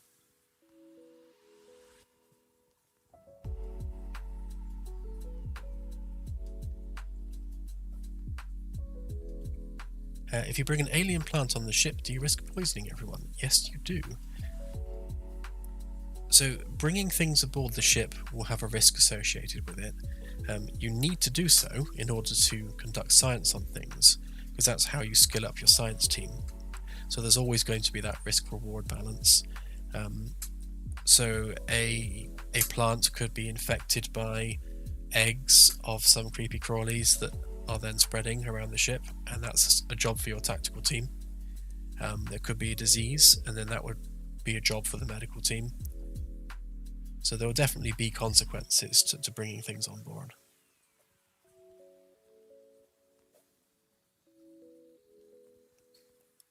Is operations going to be expanded beyond flight operations? We don't really have an operations department, it's more a deck crew. So the deck department is the department that the pilots are in, and the shuttle bay and the cargo and all that sort of stuff. And that's going to be predominantly what they're for in the game. So the deck crew will be the ones that move cargo from place to place. So let's say engineering need new materials, and those materials are in a cargo hold somewhere. One of the deck crew will bring that into the engineering area. Generally either an NPC, crew member, or like a robot.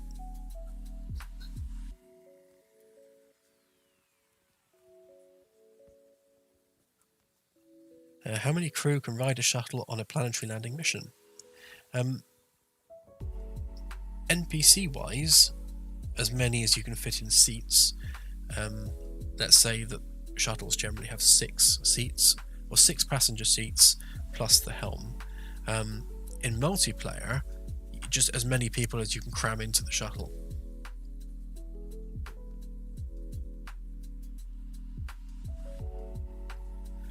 Will the service run on Linux? We don't have a native Linux executable yet, but at some point we do hope to get a Linux dev involved, and then yes, we will. At some point.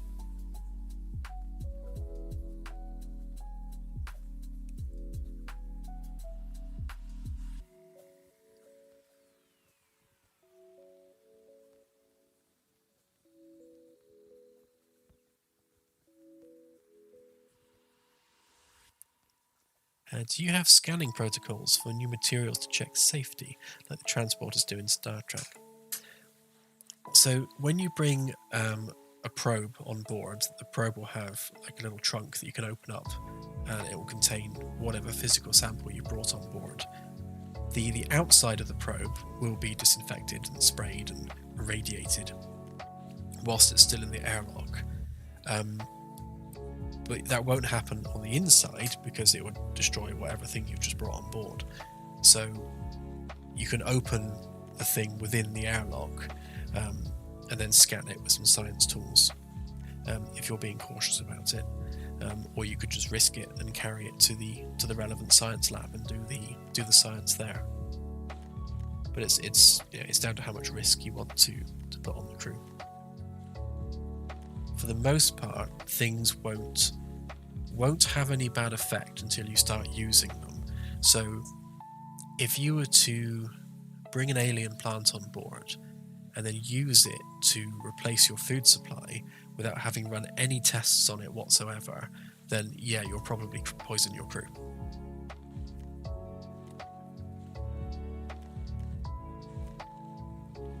Yes, medical is a separate department to science.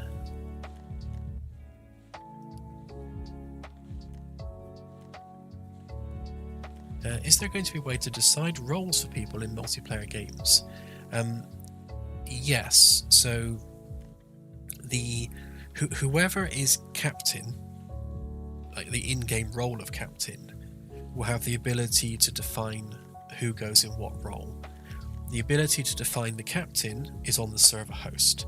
So the server host can either set themselves as captain or another player as captain, and then that player, as the captain, has the power to move people between roles. And essentially that's replacing an NPC.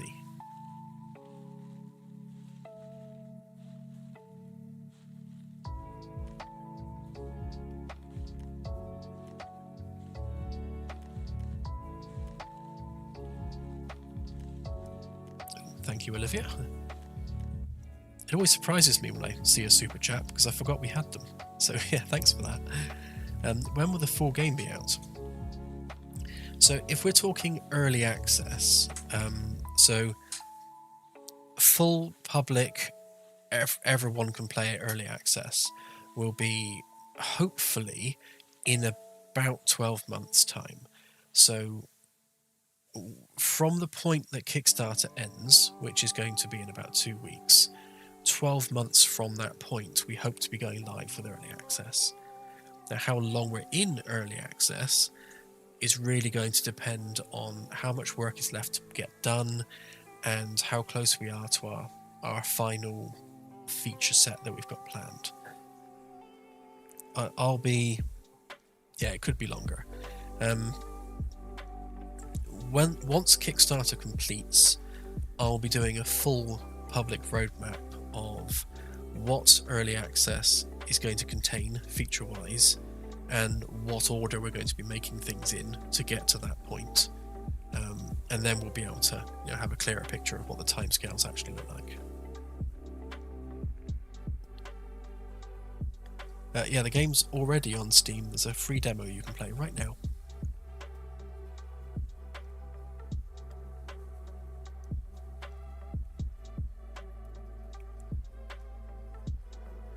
Yeah, I doubt that the system requirements is going to go up very much from what it already is, because, as I said, things like nanite, it doesn't matter how much more mesh complexity we add, because nanite has a base cost, and once you can meet that base cost, it doesn't really go up from there.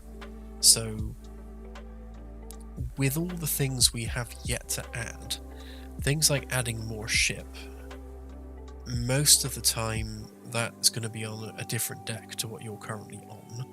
So for example, here we are just sat in a conference room. I'm currently getting 80 odd FPS on my 2080 Ti in engine. It's always a bit lower in engine.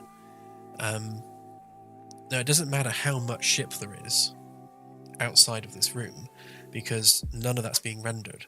So we could have like 200 decks below us That's not going to increase the rendering cost because I can't see it, it's not there. Memory wise that would have an impact, but yeah, performance wise the game is not rendering it. So yeah, I don't think the system spec's going to go up much higher.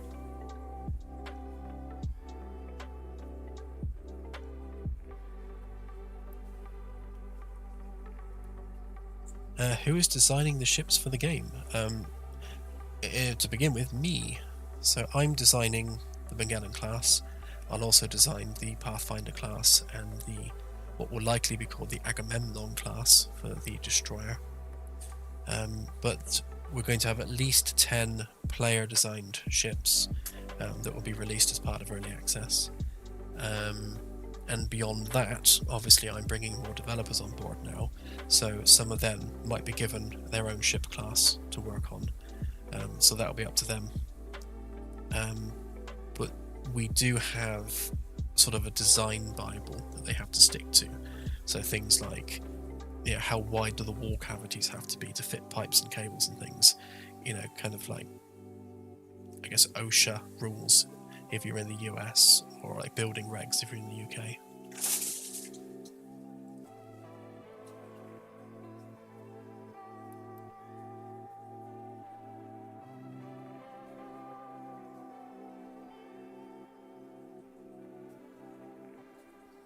Yeah, we do have quite a lot of Linux users, and they're all on Proton at the moment for running the game.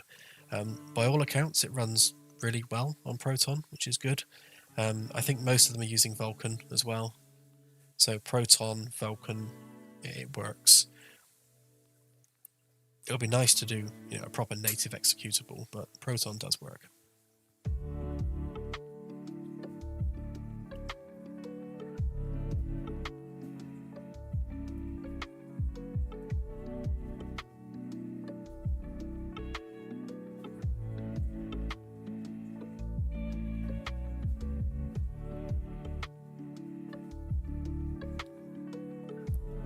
Will the game in the future use AI for conversation as an LLM becomes more localized? Yeah, so we've spoken about this before, and you know, the subject of AI is a delicate one because there's a lot of misunderstanding as to what AI actually is or is not capable of, and also a lot of ambiguity as to where the training data comes from in certain cases. And you know, we don't want to be over hasty with adding AI to the game. So long term, if there's an LLM with training data which can be sourced back to a legit source, so you've got legit training data that doesn't infringe on people's copyright or personal rights or anything like that, and it's running locally, so it's not something that needs to be online to work, and is lightweight enough that it's not going to melt the GPU every time it has to run a query, then yes, at that point we can put it in the game to manage NPC conversations, because, you know, ultimately that would be really cool. So yes, we do want the NPCs to be fully autonomous in terms of their conversation and their dialogue, and you know, it's going to be really cool when you can literally have a conversation with an NPC about the planet that's outside the window, because we would have fed all the data from that planet into the LLM so that the AI knows exactly what it looks like, and you know, whether it's an Earth-like or a gas giant. So you can have that really dynamic dialogue with that NPC. But as I say, the actual model that we're using is going to have to be responsibly trained, running locally, and lightweight enough that multiple NPCs can be talking at once without it like lagging the game to hell. So that's kind of our position on AI as it stands.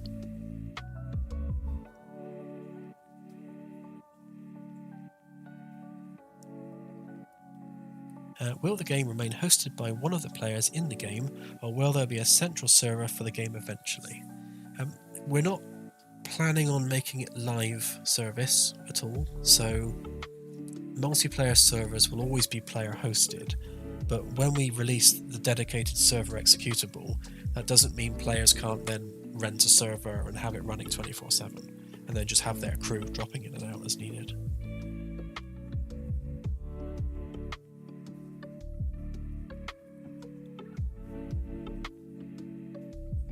What part of this are you most proud of currently? Wow. I find questions like that so difficult to answer. I think the fact that you can walk around the ship and play catch with watermelons whilst cruising through the galaxy seamlessly with the stars whizzing past the window, I think that's the thing that I'm most proud of, because that's also our unique selling point. That's the one thing you can do in our game that you can't do in any other game. So I think that's the thing I'm most proud of. And without wanting to sound cheesy, and you guys, because you guys are exceptional as well. That did sound too cheesy, didn't it? But yeah, we love you guys. We love our community.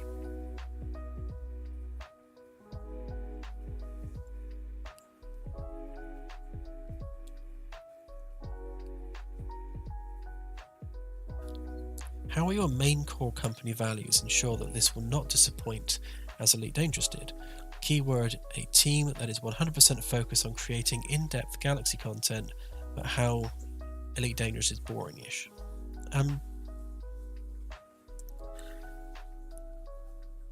I think the main point there is that we have a very laser focus on what it is we want to achieve.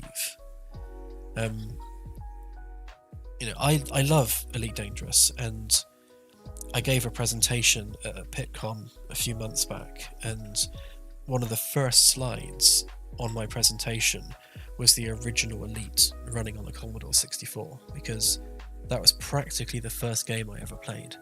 So back in the 80s, when I was like 5-6 years old, I loved Elite, the original Elite on the Commodore 64. And throughout the years, when I got my Amiga and I started playing First Encounters, and I've always been a massive Elite fan, and I think playing Elite Dangerous, I've got tens of thousands of hours in Elite just exploring, and I do love it, and it is a fantastic game, and I would recommend Elite to anyone to go and play. But the Elite Galaxy is a bit sterile, and that's, I guess, what we don't want in this game. We want our galaxy to be completely filled with life. Not to the extent of No Man's Sky, because I think No Man's Sky goes too far in the other direction, where like every planet has life and there's too much life. So Elite doesn't have enough and No Man's Sky has too much. So we kind of want to hit that sweet spot where there's a lot of barren planets out there, because that's just life, nature rather. But where there is a habitable world, we want there to be an alien civilization with their own history and their own culture that you can meet and interact with. So to try and get back to actually answering the question, we want to create a team of developers who are focused on that task of fleshing out the galaxy with life and interesting things to discover, and having every single star system you visit kind of, how best to describe that, have that expectation, that feeling, that sense of expectation of, what am I going to find here? Is it going to be something that's going to be harmful in some way? Is it going to be a science thing? Is it going to be a danger thing? Is it going to be a phenomena thing? Is it, am I going to find an ancient alien civilization which died off thousands of years ago, and I can archaeologically dig through their remains? Every star system you visit, you should have that sort of feeling of anticipation of what you might find. And if we can get that, if we can get it so you always feel a little bit of anticipation, a little bit of apprehension when arriving at a new star system, then I think that's it. That's us achieving the goal for this game. And we're just going to throw all the resources we can at making that happen. And, you know, we've said from the beginning, this is not a space combat game. You know, this is a space exploration game. And exploration will always be our primary focus. And you know, anything we add to the game will be to make exploration more interesting. That's always the number one goal, is we're not adding anything to the game unless it services exploration in some way.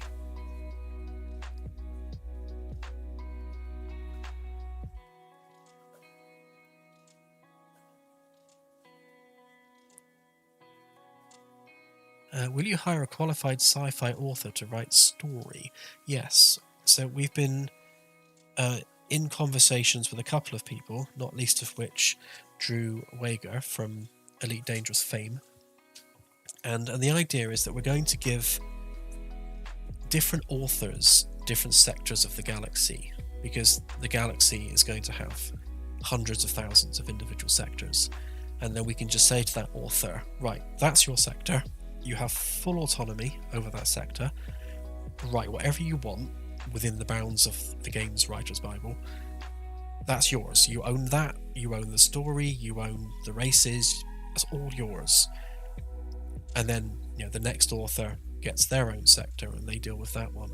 And I think it's nice doing it like that, because as you go from sector to sector, the stories will be very different and very unique, because they'll all be related to that, you know, the author that owns that area.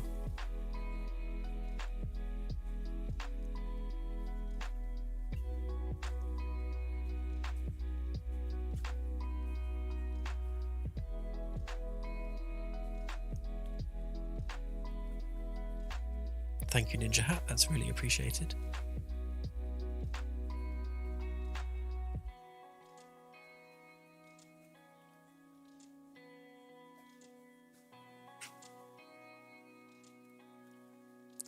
Yeah, making a game and then wanting to play your own game, that's a huge deal, because being a game dev has ruined me when it comes to gaming. Like, I can't play a game now without seeing the code. Like, if I play a game that's been made in Unreal Engine, I can see how they've done things, or I'll see an asset pack that I've recognized of the Epic Store or something, you know, and I'll be like, oh, you know, that character uses ALS. It's really immersion breaking, because, you know, once you become a game dev, you can't go back. It's just one of those things. But yeah, but the whole reason I started this game in the first place is because this is the game I wanted to play, and none of the other big space sims out there kind of scratched that itch for me. So yeah, I'm making the game that I feel the space sim community is missing.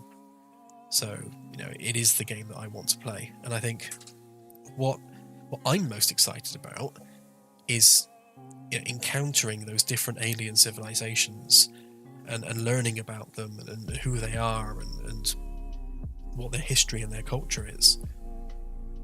And because it's all procedural, I don't know where they are or who they are. I don't know, you know, where wormholes are going to be located.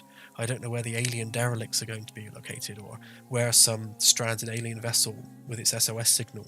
I don't know where it's going to be, because it's completely procedural. So I can't predict where these things are. So, you know, I'm going to have as much fun exploring and finding these things as anyone else.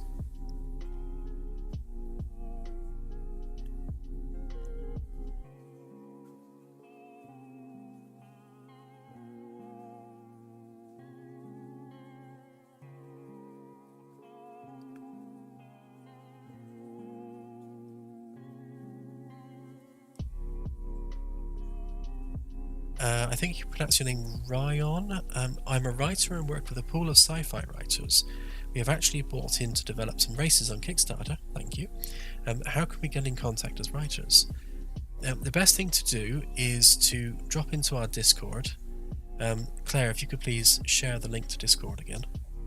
And just message us on Discord. That's probably the best place to get in touch. We talk on our Discord server every single day. We like to get involved with the community, so that's definitely the best place to catch us. Failing that, you can drop us an email or message us on Twitter. Yeah, wherever you find us, just drop us a line. Thank you.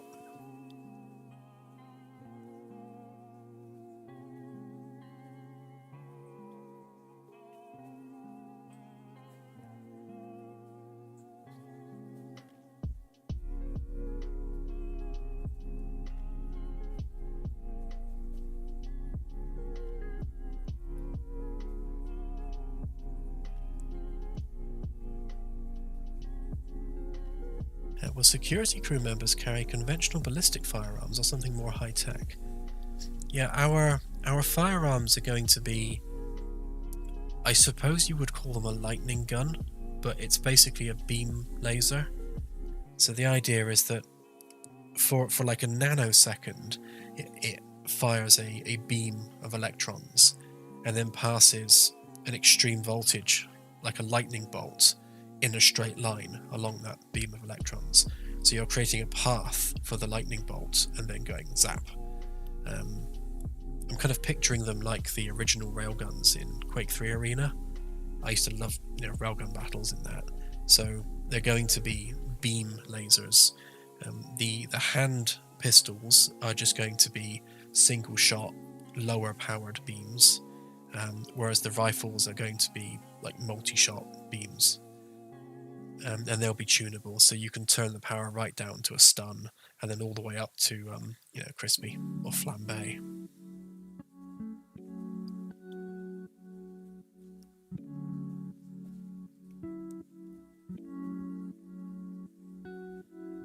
I've seen Star Sector, but I've never actually played it.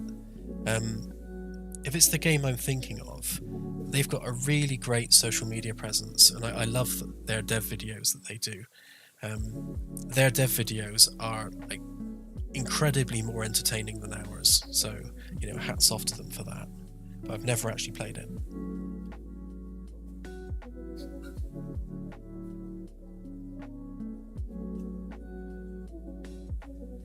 I think I should have a way to map all the locations. I would love the idea of being like a cartographer for the galaxy.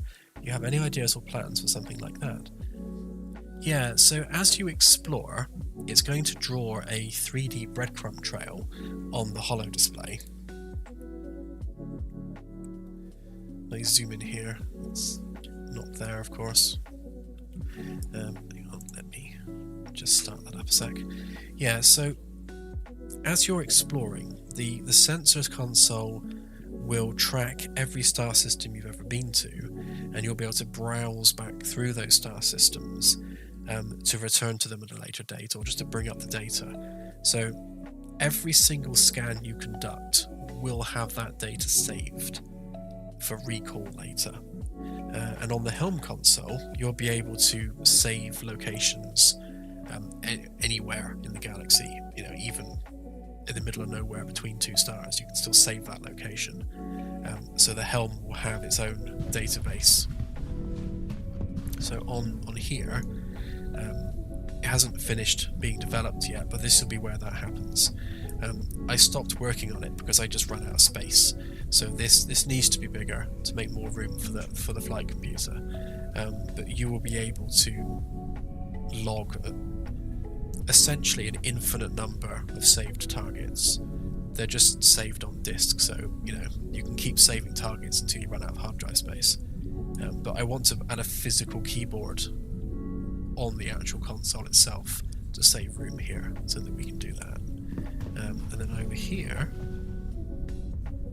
so if you look at say this, so if I zoom out of that a minute, so as your ship explores the galaxy, it will start drawing a red line, like 3D red line on the map.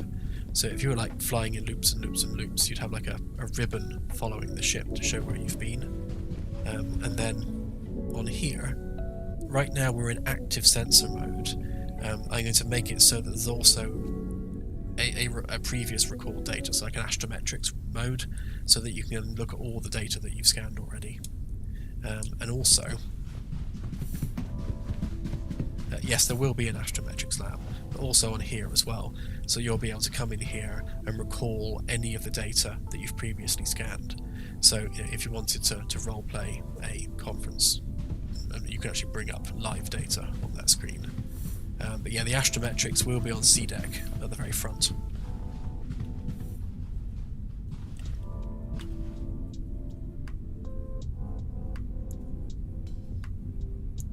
I love that you can zoom this smoothly now.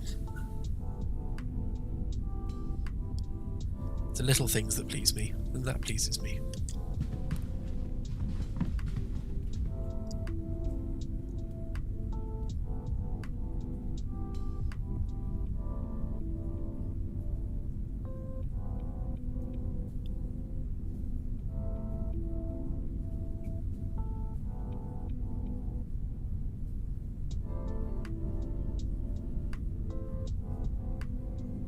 Yeah, we've got lots of tools and things planned for role players. The GM mode is probably the most exciting one. So if you picture how a GM runs a D&D, a pen and paper D&D game, we want the same kind of tools in this game as well.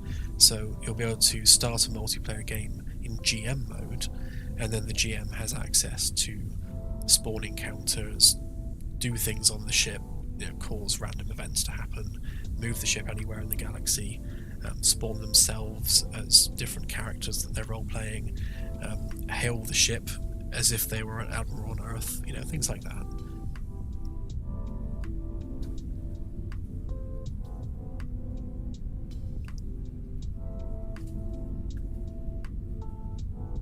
What frequency can Kickstarter backers expect dev build updates? On occasion, it's been as often as multiple times per day, depending on what we're working on. Generally speaking, it's usually about once a week. Unless I'm working on something huge, generally it's about once a week. Sometimes daily, sometimes hourly. Pretty much, as soon as I've done something, I'll put another dev build out.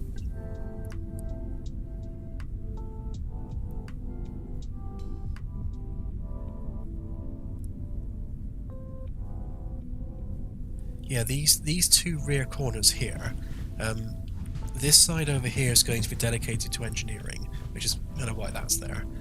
So you have two engineering screens, one will be for power systems and one will be for propulsion. And when you use the engineering button on here, it'll give you a 3D view of whatever's on those screens over there.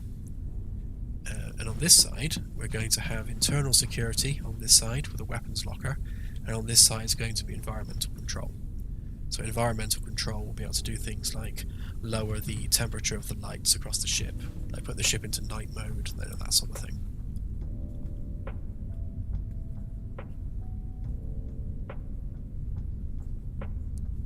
How large is the in-house development team planned to be? What do you foresee being the most significant hurdles to getting the project to a feature-complete state? Yeah, good question.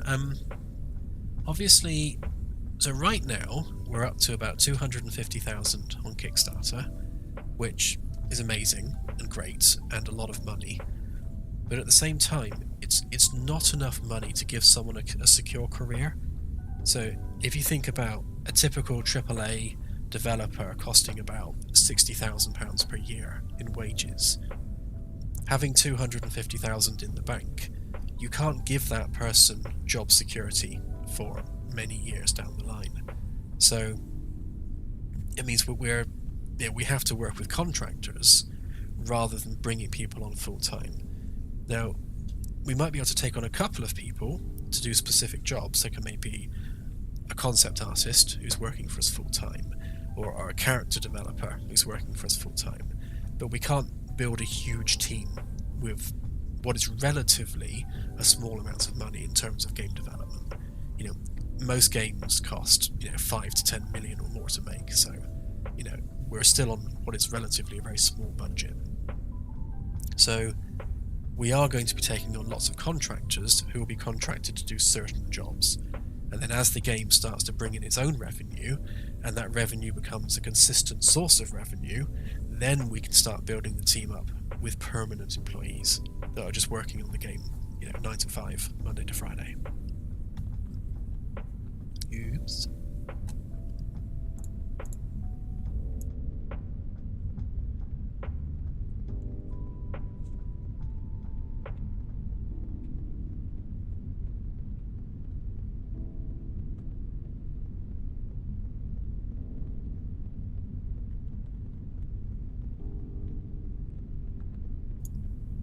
Sorry, I just had a coughing fit there. Haven't quite got over the man flu yet. Mateus, thank you for 250, I think that's Polish, PLN. I already backed at the Rear Admiral level, but I want to donate more. I play a lot of flight sim, and I always want to study pilot handbooks and checklists before trying out a new plane, so please bring me checklists and my life will be complete.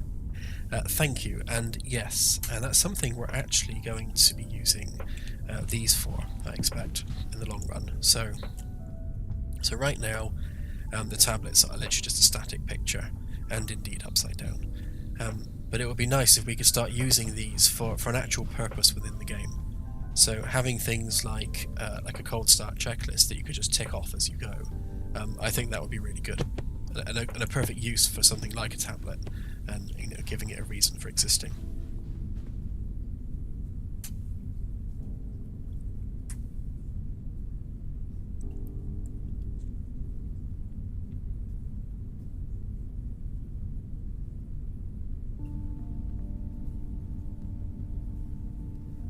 Okay, I think I'm going to call it there.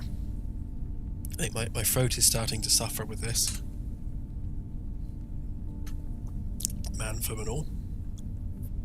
Again, the struggle is real. So thank you once again, everyone, for all of your questions. And I'm sorry if I didn't get through all of them. I'm sure I missed loads of questions there. But I will be streaming again on Sunday at 8 PM UTC, not UTC actually anymore, we're in BST now, so 8 PM BST on Sunday. We're doing another stream, so be there if you want to ask more questions, and I shall do my best. But for now, I'm going to go and have a nice cup of tea Earl Grey hot and a couple of chocolate hobnobs, and that will soothe my throat nicely.